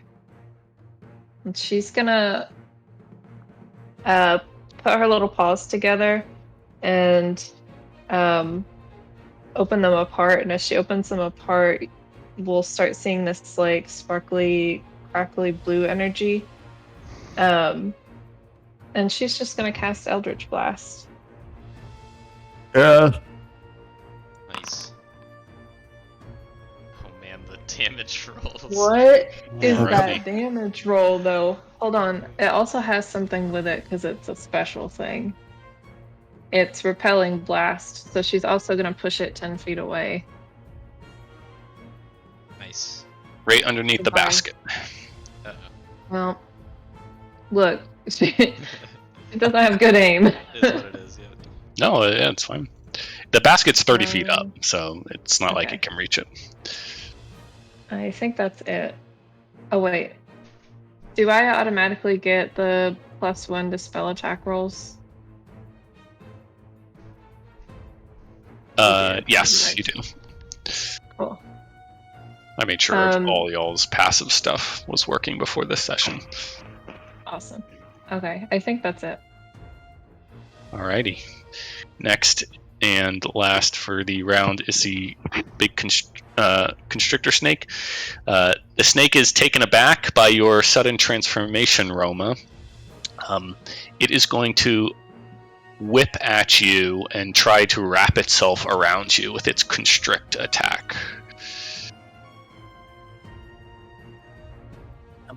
I'd like to see it try.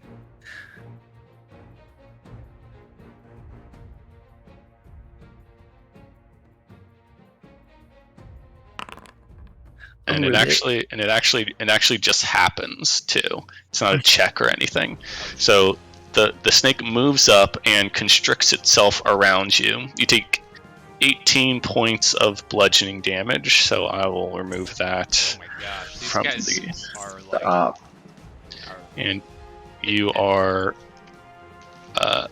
wrapped up, if you will, restrained by the snake. That's alright, that's my other health pool. True. Top of the round is Cade. Okay. I'm gonna move up into the room. Okay, you dash up the iron spiral staircase, and you peer out of the. You actually come to the window, and it has two really creaky old wooden panes that are just slamming against the side. And you push them open, and you look down into the basket, and you see several things. You see, I'm going to move this snake out of the way for a moment. You see Baywin, but she seems to be trapped inside of a small, sparkling silver bird cage with a lock and a latch on the front of it. To the left of this bird cage, it's lying at the base of the basket. You see what looks like a dead frog-like individual, unmoving. And you hear a voice call up at you and say, "Oh, good! Quick, you're here! Quick, grab us!" And you see that there's another individual inside of the bird cage with Baywin. My name is Sir Talavar. It's finally good to meet you. And you see what looks like a tiny fairy dragon of violet colors. I will show you what this individual looks like. Mm.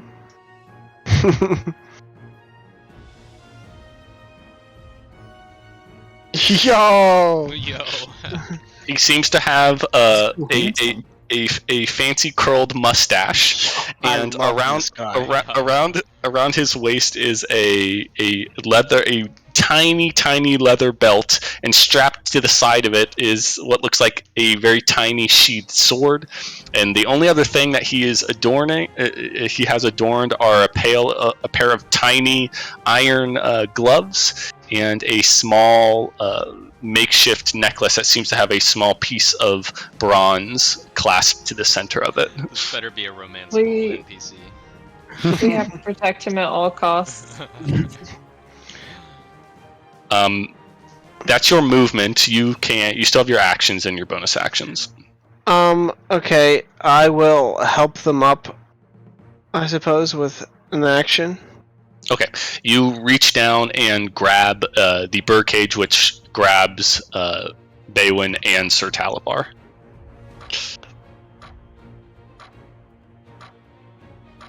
What's that sound? That's the sound of your turd running out. Oh, it's timed. Interesting. What the heck? Sorry, I meant to have that turned off. I didn't know if I had like triggered some kind of like dead man's trap. I was like, dude, Yeah. what? Those are the spikes falling from the ceiling. Yeah. No. We're not going to do time turns. It's just on for some reason. Just continue though while I look how to turn it off. Okay.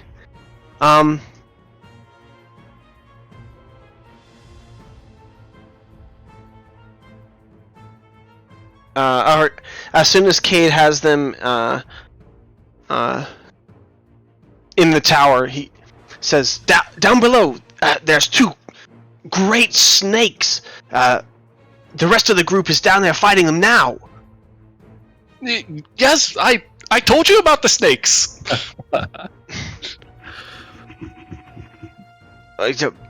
Well, either way, they're fighting them now. Okay, well, you better get down there and help them. You have a sword, you can help too. Why didn't you tell us about the snakes? I'm trapped in this bird cage. I can't do anything. Oh, but when I thought that I like took them out of the cage. No, if you attempted to open it, it is magically shut. Cade, ribbit, I'm being crushed. Ribbit. Okay, well. The one DPS in our party, and he's negotiating. He's too altruistic. I didn't know who may or may not be alive in the tower, so I went in to save him. Oh, totally. Yeah. Who thought it was going to be like a 3-inch tall dragon guy? From what you can ascertain, the dead individual, the dead bullywug, is the Honorable or Sir Wigglewog. Someone walk No. rip. How big is the cage? Is it like too big that he couldn't Was the just bully take bug- it with him? It's a bird cage, but it's a tiny bird cage, so it seems snug for a tiny fairy dragon and and Baywin, Mm-hmm. I think she's a pixie. a pixie. Yeah. Rip. Gone but forgotten. But you can easily grab it and like latch it to your belt or something if you want to use your snatching it would have only been a bonus action. I'll say if you want to use your action to dash, you can get back down outside to the top of the stairs. Yeah, I would like to do that. Okay, I'm just gonna set Baywin, insert Talavar to the side. Yeah, that's fine. All right, so you're back down. Let's go to Domino. I'm gonna take a step back without falling off the cliff. Just to get away from the snake, and I guess I'll firebolt the snake again. Okay.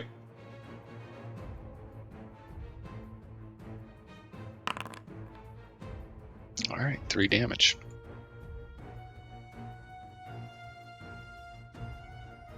Anything else? Nope. That's it. Alrighty, Roma.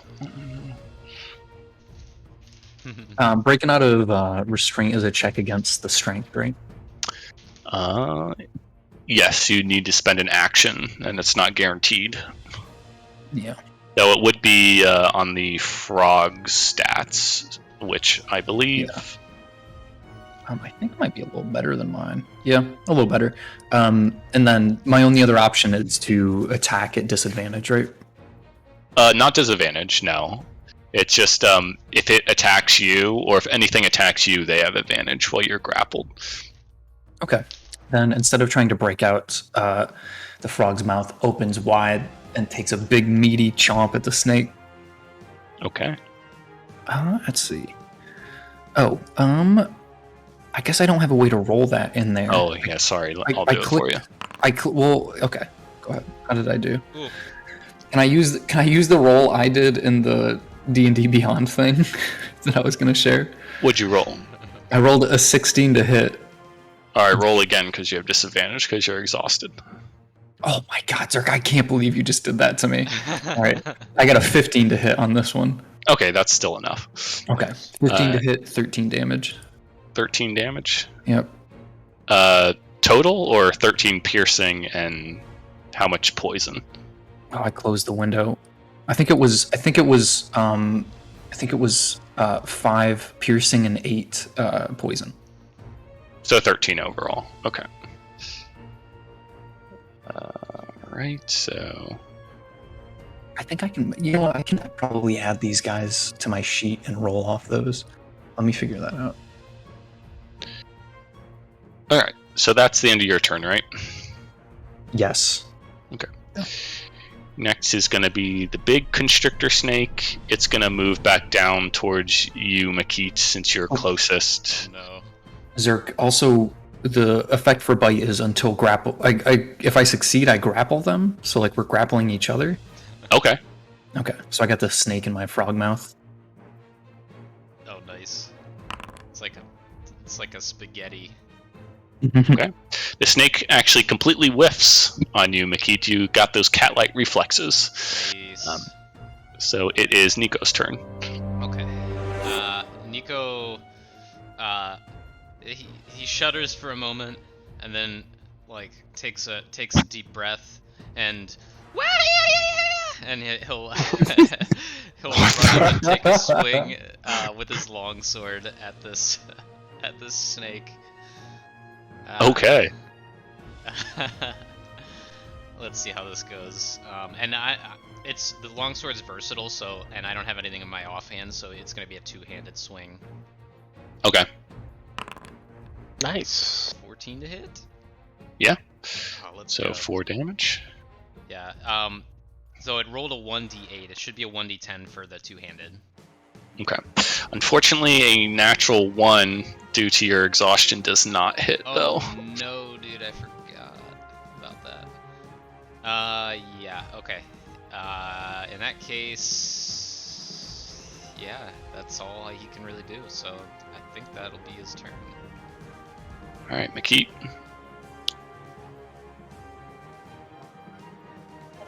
Let's see. He's so pretty that. Don't What worry. the heck? Evil Boppy. I was 89B No, I has was entered the chat. I was printing a picture of Sir Talamar to put in my journal. McKeith's just gonna try again to cast Eldritch Blast and hope that it works better this time. At the snake that's not currently being grappled. Okay. 8 does not hit. No! McKeith is sad. Man, All right. exhaustion is so brutal. Now you know how Abrian felt. I know. Oh my goodness. Alrighty. The snake is just going to try and bite you, Toad Roma, with advantage. Does a 14 hit the toad? It does. Check, yeah. So 9 points. Hey Zerk. Yeah. Sorry, I just looked up exhaustion because I couldn't remember. I wanted to see like all the levels. It says 1 is disadvantage on ability checks and 3 is disadvantage on attack rolls. Oh, okay. Alrighty. So then you would have hit for. Go ahead and roll your damage with the longsword, and then let me check if I said no to anyone else. Whew. I think so. So 9. For any and all viewers, this is no surprise to the group. Zerk trying to pull a fast one to give himself even the slightest advantage. I knew it was ability checks, but I couldn't remember if there was any. Yeah, sorry. I thought it was. Yeah, my bad. No, it's all good. Okay. McKeith missed anyways with an 8. So. Alright, yeah, so you got bit by the snake Roma. Kate, it's your turn. Okay.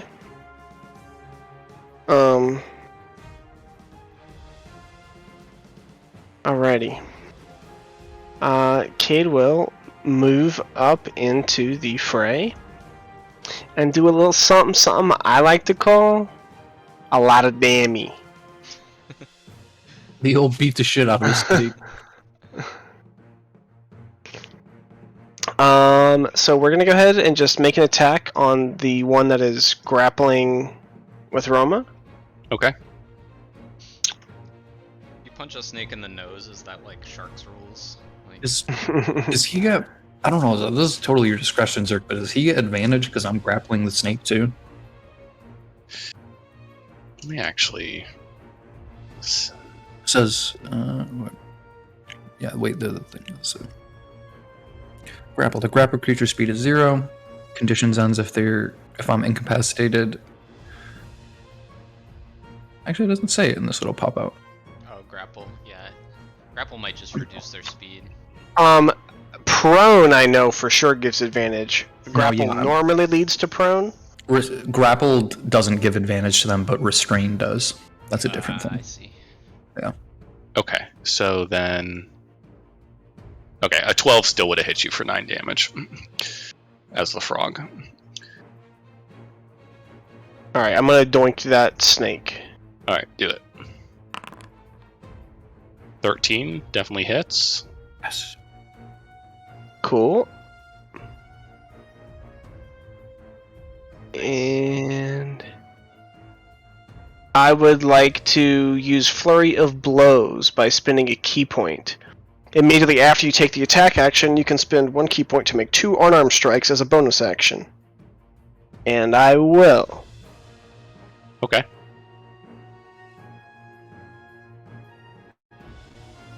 Punch at a snake.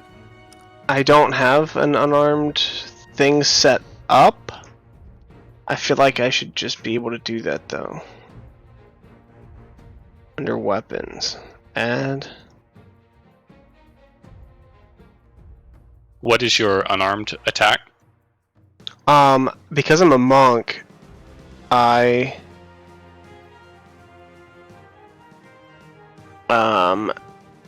can roll a d4 in place of normal damage for unarmed strike, and that increases as I become a better monk. And then But plus for right your now, it's a d4. plus your dex. Okay.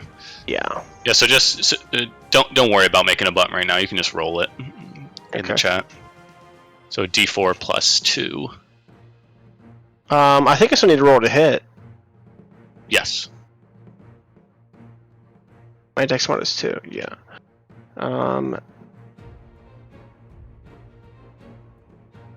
Let me copy that.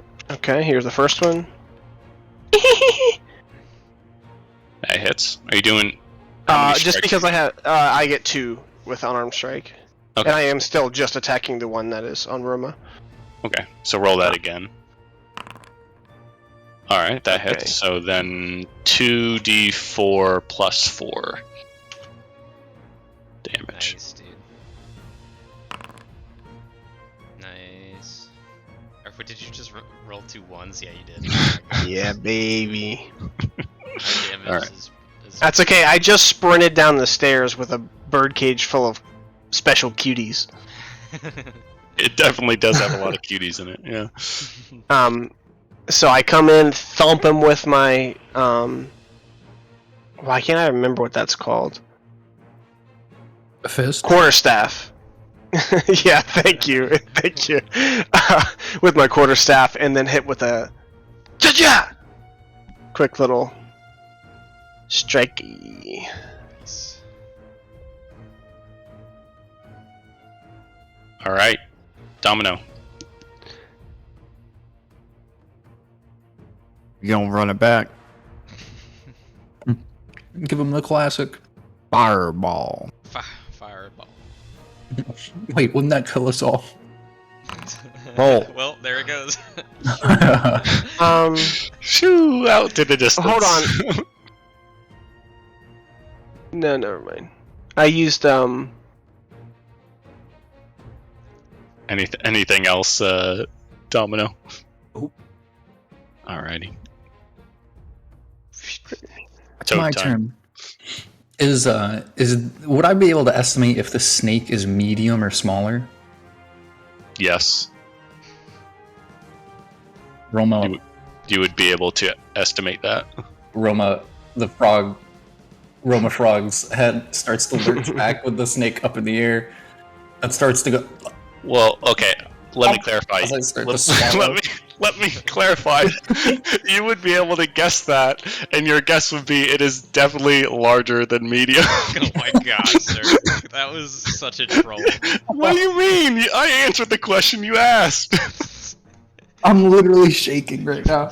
Yeah, you could assess that. You can't swallow this snake. Well, as Roma tries to swallow snake, she still does another bite attack. It is a very strange thing to behold. All right, another bite attack. Tell me what you roll. I guess I'll just do it in the chat. It's +4 to hit. Okay. All right. Unfortunately, you miss. Ooh, bad roll. Oh, we can't even take these snakes. What's wrong with us? We're like level Alright. 1, This snake's gonna turn Three. around level 3. and try to constrict Cade. Uh-oh. Oh, No! no, dude. Oh my gosh. It's an 18 hit. No.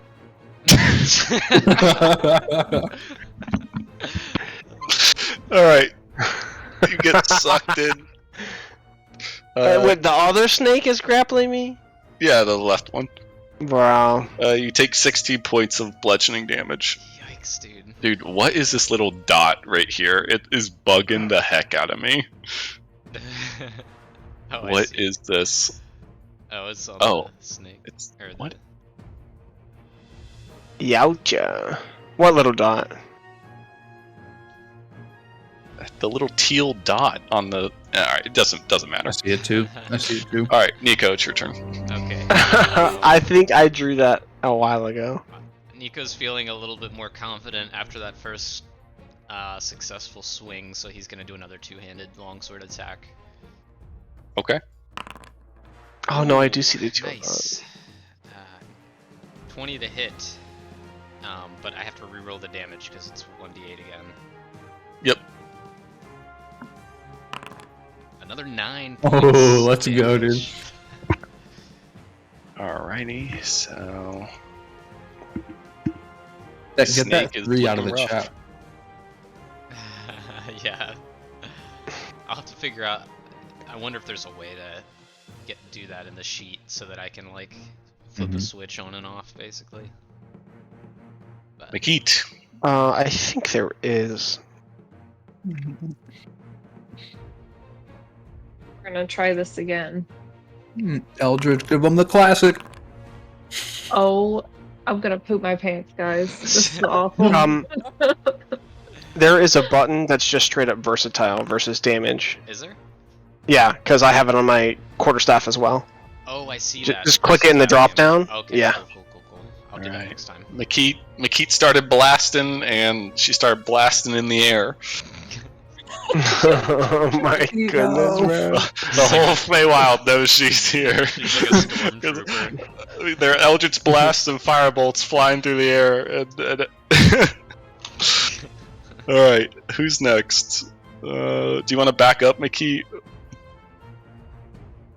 No, she's there in shame. Okay.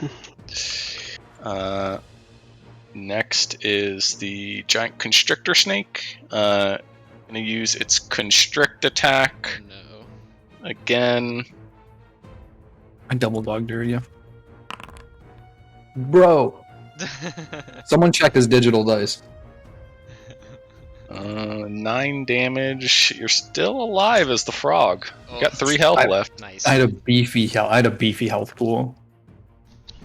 All right, next is Kate. I'm dying. Rip it. Okay. It's time So- to punch some snakes. Yeah, it really is.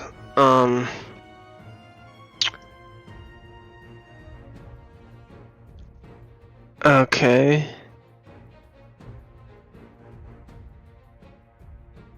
I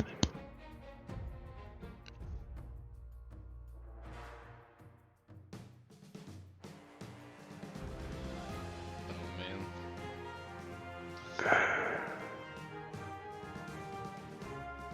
Okay.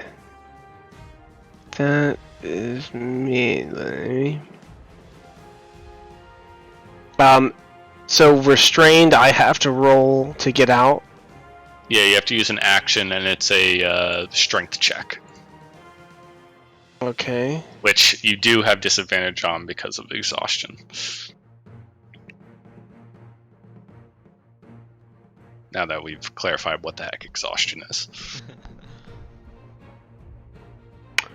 I can still just brawl this sucker though, yeah? Yeah, I mean, Yeah, kick his ass. You don't get any disadvantage against the attacks. You can just punch him. Don't mind if I do. Pop him in the nose. Shark rules. Shark rules. Sharks are reptiles, right? Yeah, sharks are reptiles, definitely. I will grip up and go for a sort of like an uppercut jab, almost as if it was a spear instead of a quarterstaff, Okay. and attack with 2 hands with versatile.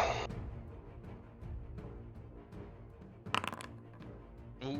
That damage is not the correct damage. That's the damage. Okay, good to know. Yeah, I it's the need to most figure out how the to- most satisfying thunk you've ever heard in your life as you knock this snake right on the snake chin. Nice. Up my Uh, skin. Do we have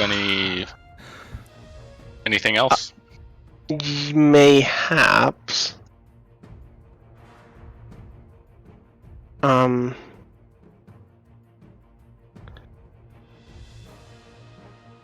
I can make. I'm trying to figure out how my like extra attacks work. I think I'm just gonna spend another key point for flurry of blows. Okay, go for it. Nice. That's not right. I don't think. Let me make sure that they're unarmed. Yeah, 2 unarmed strikes. So I need to. A d20 plus 2. Yeah, Yep. 17. Yep. And 12. Nice. Okay. So 2d4 plus 4. Good damage. Good damage. There we go. You really needed that. No ones. He's doing the little Alrighty. Chun-Li. Yeah, Next up. after the almost as part of the follow through with the stab, he throws both elbows into the snake. Nice. Alright, Domino. We running it back? I'll give you 2 guesses. Yes, and yes again. Oh my gosh, dude. Kicking you out of the party. Someone get this man some spell slots. God, plus 5, man. That's rough. Okay. Roma. I'm going with Domino's boat. You know what's coming up. The snake ain't getting anywhere, dude. 1d20 plus 4 while I schlomped on him. Wait, isn't it slash 1d20? Slash roll. Or slash R space. Yep. Oh, Okay. no, dude. You fail your slomp roll. Can I jump? Alright, can I use my movement to jump 20 feet straight up in the air and body slam the snake? I thought about jumping out of the tower. That would have been hype. You can jump into the air. You'll both take fall damage, since you're both constricted, and you won't be able to land properly. Power So if you bombing the snake. if you want to jump, if you want to Hit him with the DDT. you can jump 20 feet in the air, and you'll both take 2d6 damage. My God, he's broken in half. You know what? I would if the other 2 party members weren't so close. I'm worried about hurting them. Don't worry about Okay. me, bro. I'll pass on that, but I'm gonna remember you said that, Zerk. That's gonna circle back later. Okay. The next time a giant constrictor snake grapples you, you mean, and you're a frog. Yeah. Yeah. Dude, it's gonna happen a dozen times. This campaign. Alrighty. This snake's gonna bite you, Cade, or try to. Oh no. I'm unconscious. No, dude. 18 goes right through. I have 15 AC, so like I've got a pretty good. I'm tough to hit, but 18 is too So- powerful for level 3. It's okay, your bard will DPS down the 2 giant constrictor snakes. It's fine. Okay. Yeah, our Nico, yeah. it's your turn. Yep. Cade, or Nico hears Cade's death wail and Okay, not a death whale. He just passes out. Okay, I honestly expected you Zerk to just laugh when he said that, but Okay, his pass out gasp then, and he okay, yeah, that's bad. I'm excited to have a death in this quiet playthrough. Yeah, that misses. It does. Let's see. Okay. Who's? Let me look at the turn order real quick. Okay. Yeah. With his bonus action, let's see. Yeah.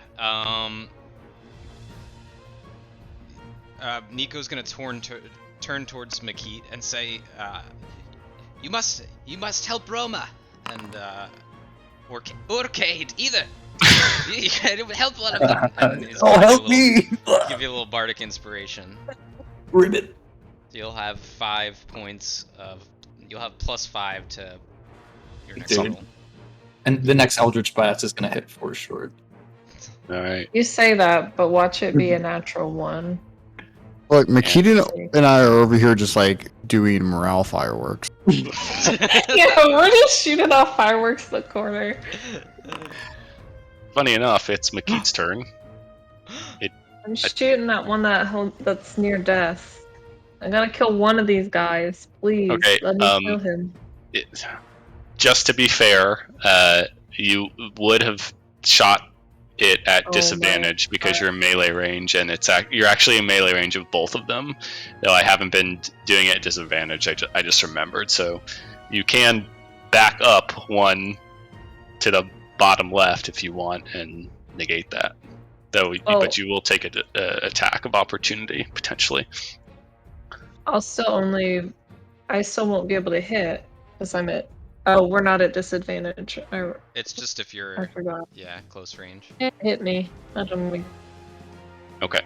He's not gonna hit you. I guarantee it. I guarantee it.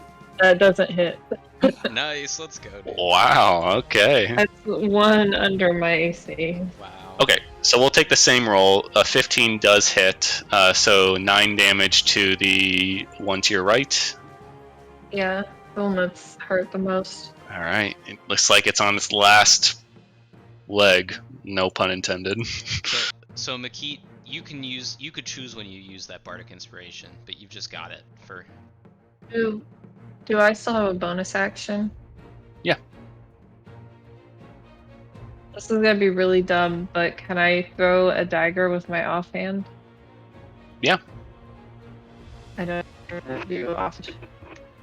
Roger. I'll roll. Just roll a dagger attack, and I'll subtract proficiency from it. Oh, did the Eldritch Blast not kill it? Add the 5. Oh, add the 5. The Eldritch Blast did not kill it. Yeah. So yeah, even minus your proficiency with the 5, that would hit 3 damage. It's still alive. Look, Makeet did all she could. Her turn is over now. Alright. The constrictor snake is going to constrict you again, Roma. Oh no, dude. But it fails. Let's go! With a critical fail. They wiggly burn. Kate is unconscious. Kate, roll a death save for me. Oh, man. I hope Kate doesn't die. That would be really shitty. Is this considered a disadvantage because of The snake exhaustion? crushing your body. I don't know that death saves count in that. I think it's just ability checks. Yeah, I think it's just ability checks. Yeah, I think so. Alright, so you have 1 success. You can mark an excess on your roll. It happens automatically. Very pog. Oh, there you go. Domino. The plan. It's all coming together. Near death snake. Primed up for me.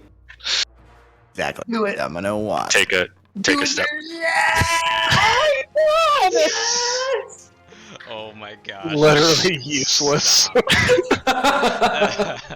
So much wasted damage. Oh, the firebolt, like a dart of flame, just flies through the air, and as the constrictor snake tries to constrict down on the giant toad, that tongue is just flapping out of its mouth at this point because it's being so close to death. It just flies straight through the snake's head and just like leaves a smoldering hole that goes straight through. Wow. And with that 100% kill rate, quit. Oh my god. Domino turns around and walks away from the explosion, never to be seen again. 100% kill rate, baby. Alright, Roma. Your turn. Right. You have 3 health left. Yeah. You're no longer constricted.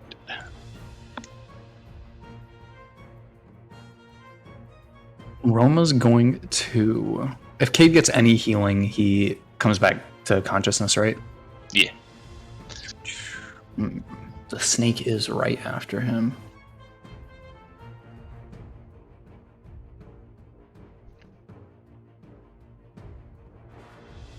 Roma's going to. I'm just going to hop over and take a chomp at the snake. to try to grapple him away from Cade. Okay, go for it.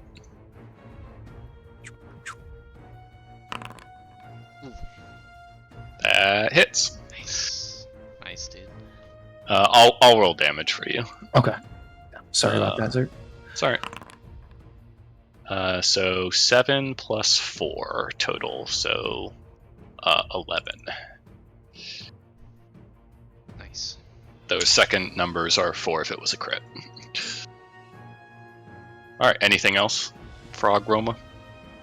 No, but the sneak is grappled now. Oh, me. yes. That is true. Until the grapple ends, it's restrained. So my bite is a restrain. Nice. Sorry, we'll work this out better next time, Zerk. Sorry. Just looking at Okay. these guys. Thanks, now. Alright, well then, the snake is going to let go of Cade and constrict... It is going to attempt to constrict you in Okay. turn. That's fine. This HP means nothing to me. That hits. Alright, I believe damage carries over, is that correct for Wild Shape? I didn't see that on my yes. I thought it. Did they change it? I thought you used to be able to. Since You go back to whatever health you were at, but any damage that passed you from zero health from your animal form carries over. I suppose that's not busted that way. Okay. In that case, take 12 damage, Roma. God. I mean, I'm kidding. It doesn't take any damage. Domino, you betrayed me. Snake is no longer restrained. I'm not even there. You... Domino's just waiting in the back, waiting for the snipe opportunity. AC 130 inbound. Zing! Nico, it's your turn. Cool. Let's see. How high up is this wall? The tower? It's like 30 feet. 30 feet. It's about 40 feet high. About 40 feet. Okay. Let's see. Because the basket was about 30 up and probably 10 more feet. Yeah. Okay. Not much I can do there then. Okay. Nico is gonna continue his flurry of longsword attacks, and he's gonna take another one at the. Oh man, this is tough. I think he's got to though. I think that's the only thing he can really do in this situation. 'Cause I can't get to... Didn't expect the melee bard. I know. I can't really get to Cade right now, so I'm gonna take another attack. Okay, go for it. Oh, that's not. That slides off. Yeah. Okay. You lose your footing just a little bit before, as you step forward to strike. Sure. Okay. Well then, let's see. He's a large creature, so if I do sort of begin to climb this wall, I won't take an AOO because I'll just be kind of at eye level with him, right? Right, yeah. Okay, I'll use all, because I've got 35 feet of movement.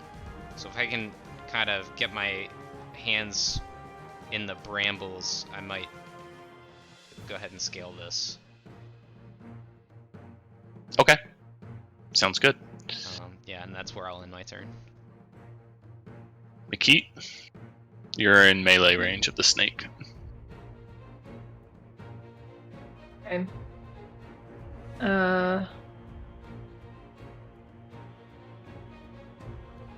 Let's see. That's 15. I'll take an AOO or whatever to move out of range, and she'll Okay. fire an Eldritch Blast again. Oh no, dude. Oh no. Ouch. No. So 15 points of piercing damage as you run away. Yep. I'm out. Oh god Don't worry, I'll heal on my turn. damn. Okay, Makit runs away and she gets whapped on the back of the head by a fang, and she just kind of face plants and goes still for a moment. Cade, another save from you. But I just passed one. Well, you need to pass 2 more. Fine. Alrighty, there you go. Let's go. Domino. Time for a domino trademark. I don't know if I'll kill it in one hit. Fucking downtown Encyclopedia Brown. Fuck. Nope. Oh my god. The flames of the firebolt just dissipate before it even reaches the snake because How of the did you- rain. You rolled a 1 and a 20. And the party's journey in the Feywild slowly slips into the abyss. Roma, it's your turn. I'm secretly a wild magic sorcerer. Emphasis on the wild.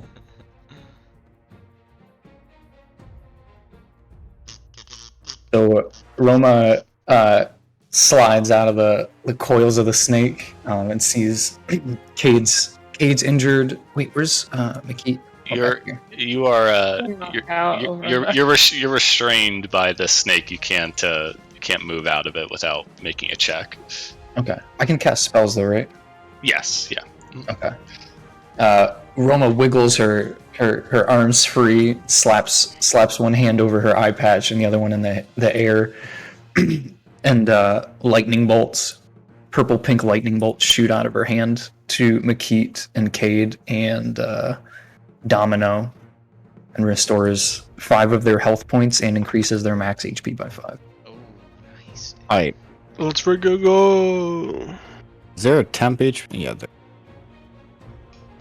That's awesome, dude. Okay, nice. It's not temp HP though. Oh. It says, It increases your max by 5. yeah, but at this point it doesn't really matter. But it gets you guys out of death. Yeah, we're coming up on the end. Brett, if you need to drop out early. Okay. Yeah, I might need to. Okay, Thunder's getting heavier. yeah, just butt in and let me know if you decide to. Okay.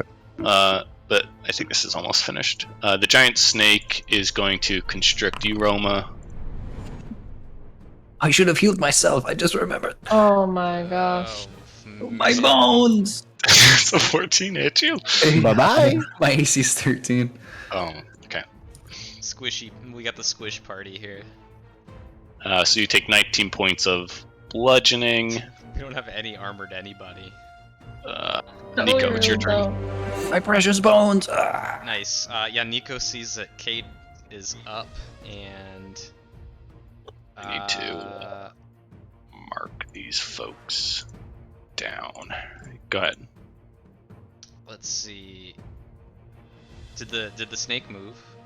No, it didn't. I have to move it out of the way to get to tokens underneath it. Yeah, he's gonna take a swing at it from up here on the. Okay, yeah. go for it. Let's see. Two-handed. So let's do this one. This is the Oh, wait, one. no, that didn't. That was just damage. So okay. Well, if this does hit, this will be damage, I guess.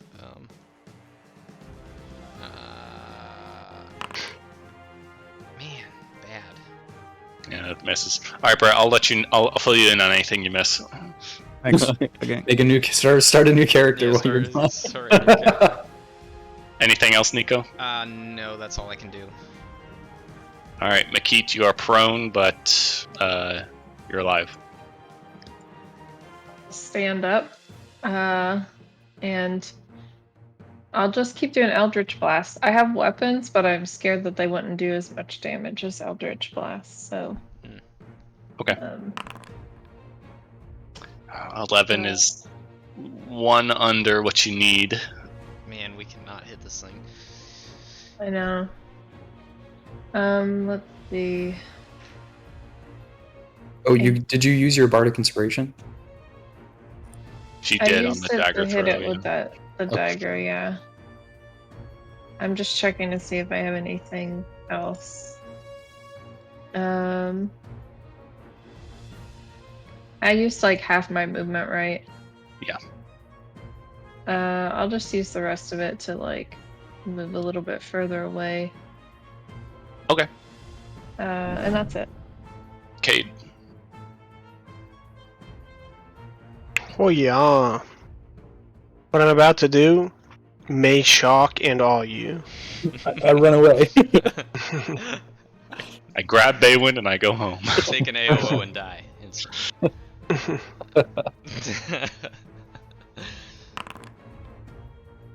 Oh my goodness, dude. No, there's no way, dude. No way. These are bad rolls. Roll on real dice next turn. This is wild. Alrighty. Do you want to use any key?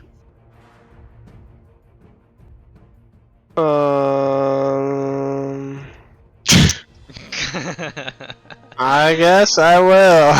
When you're in it, you're in it. Yeah. Alright, I'm out of key, but I can still make a couple unarmed attacks. I will spend my key point. So you're using your last key point? Yeah. Alright, those both hit. So 2d4 plus 4. Punch him to pieces. Maybe I just need to ditch this dumb quarterstaff, even though it's a monk weapon. Whoops, that's a question mark. You should get a half staff instead. 3/4 staff. I would love to. Ooh, There we go. Nice, huge dude. damage. That's good damage. Huge. After the quarterstaff contacts the snake and spins out of my hand due to the slime and the rain, Cade simply rolls his fingers closed and delivers 2 fierce punches to the sides of this hideous beast. The meaty side of this snake. Okay. Let's see, who's next? Domino. I am confident I can play Domino to his I don't full know. efficiency. Oh my gosh. All right, Zerk, how do you do this? What is this? He almost gets the kill, but not quite. Oh, man. That would have been insulting if Brett would have got that kill. Honestly. Roma, death save for me. Oh, Just a D20. You can go into your sheet and just you should be able to click death save. I don't see death save on here. It is. Oh, there it is. There it is. Yep. Just normal. Yep. Oh, success. Okay. Nice. gosh. Nice.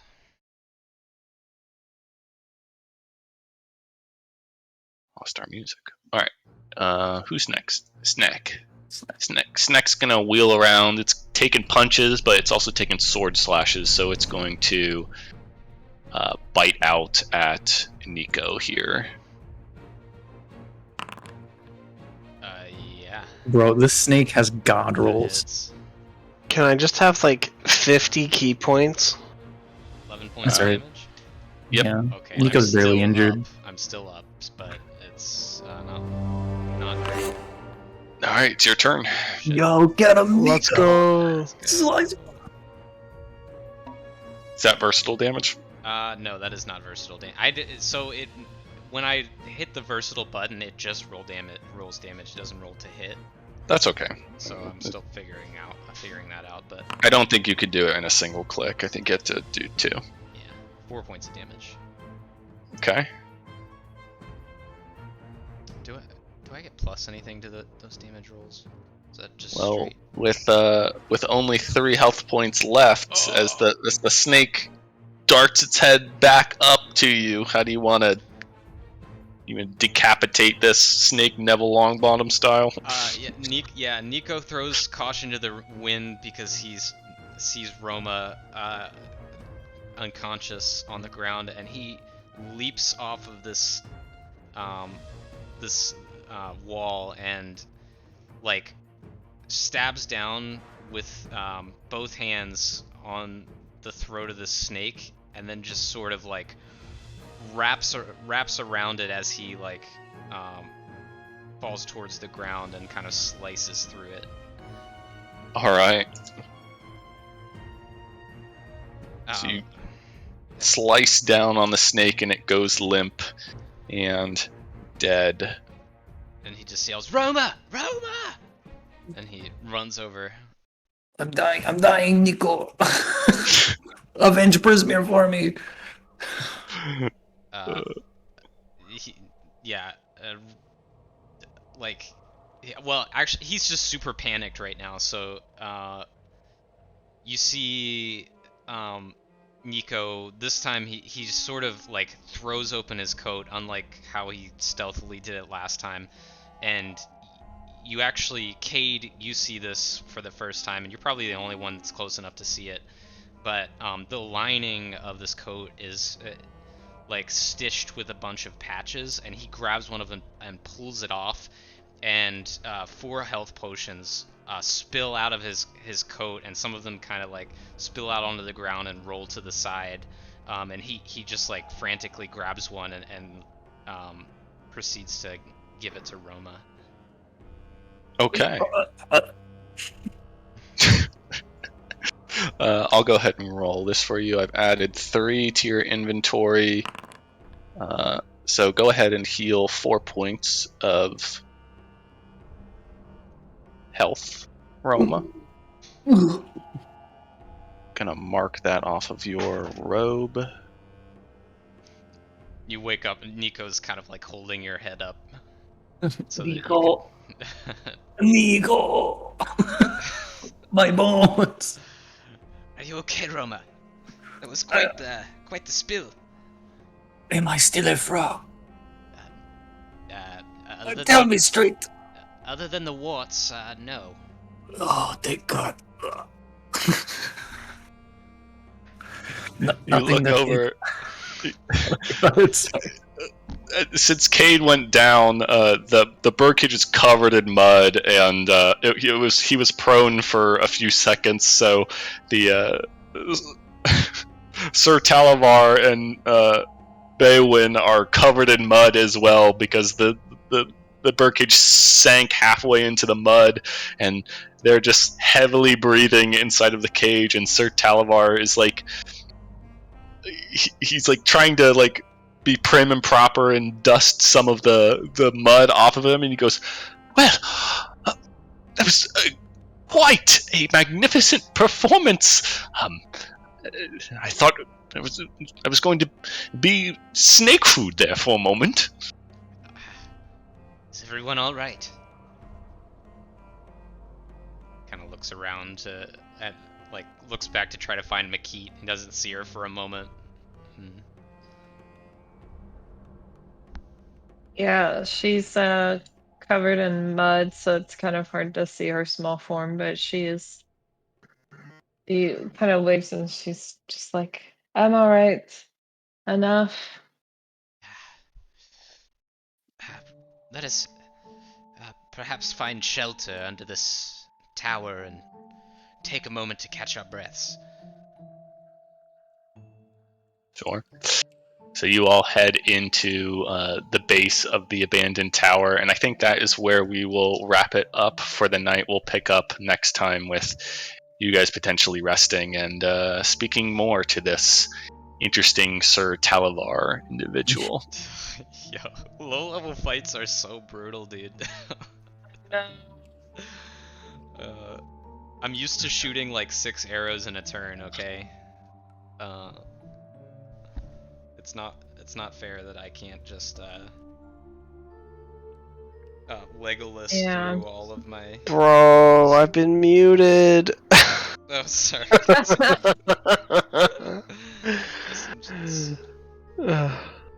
Cool. GG. Very GG's. That was a crazy fight. Yeah. Well, thanks everyone for watching. We'll go ahead and wrap up the broadcast here, and then we can have our short post-session chat. Yeah. Catch y'all next week. Yeah, thanks for watching. That was really cool. Yeah, thanks.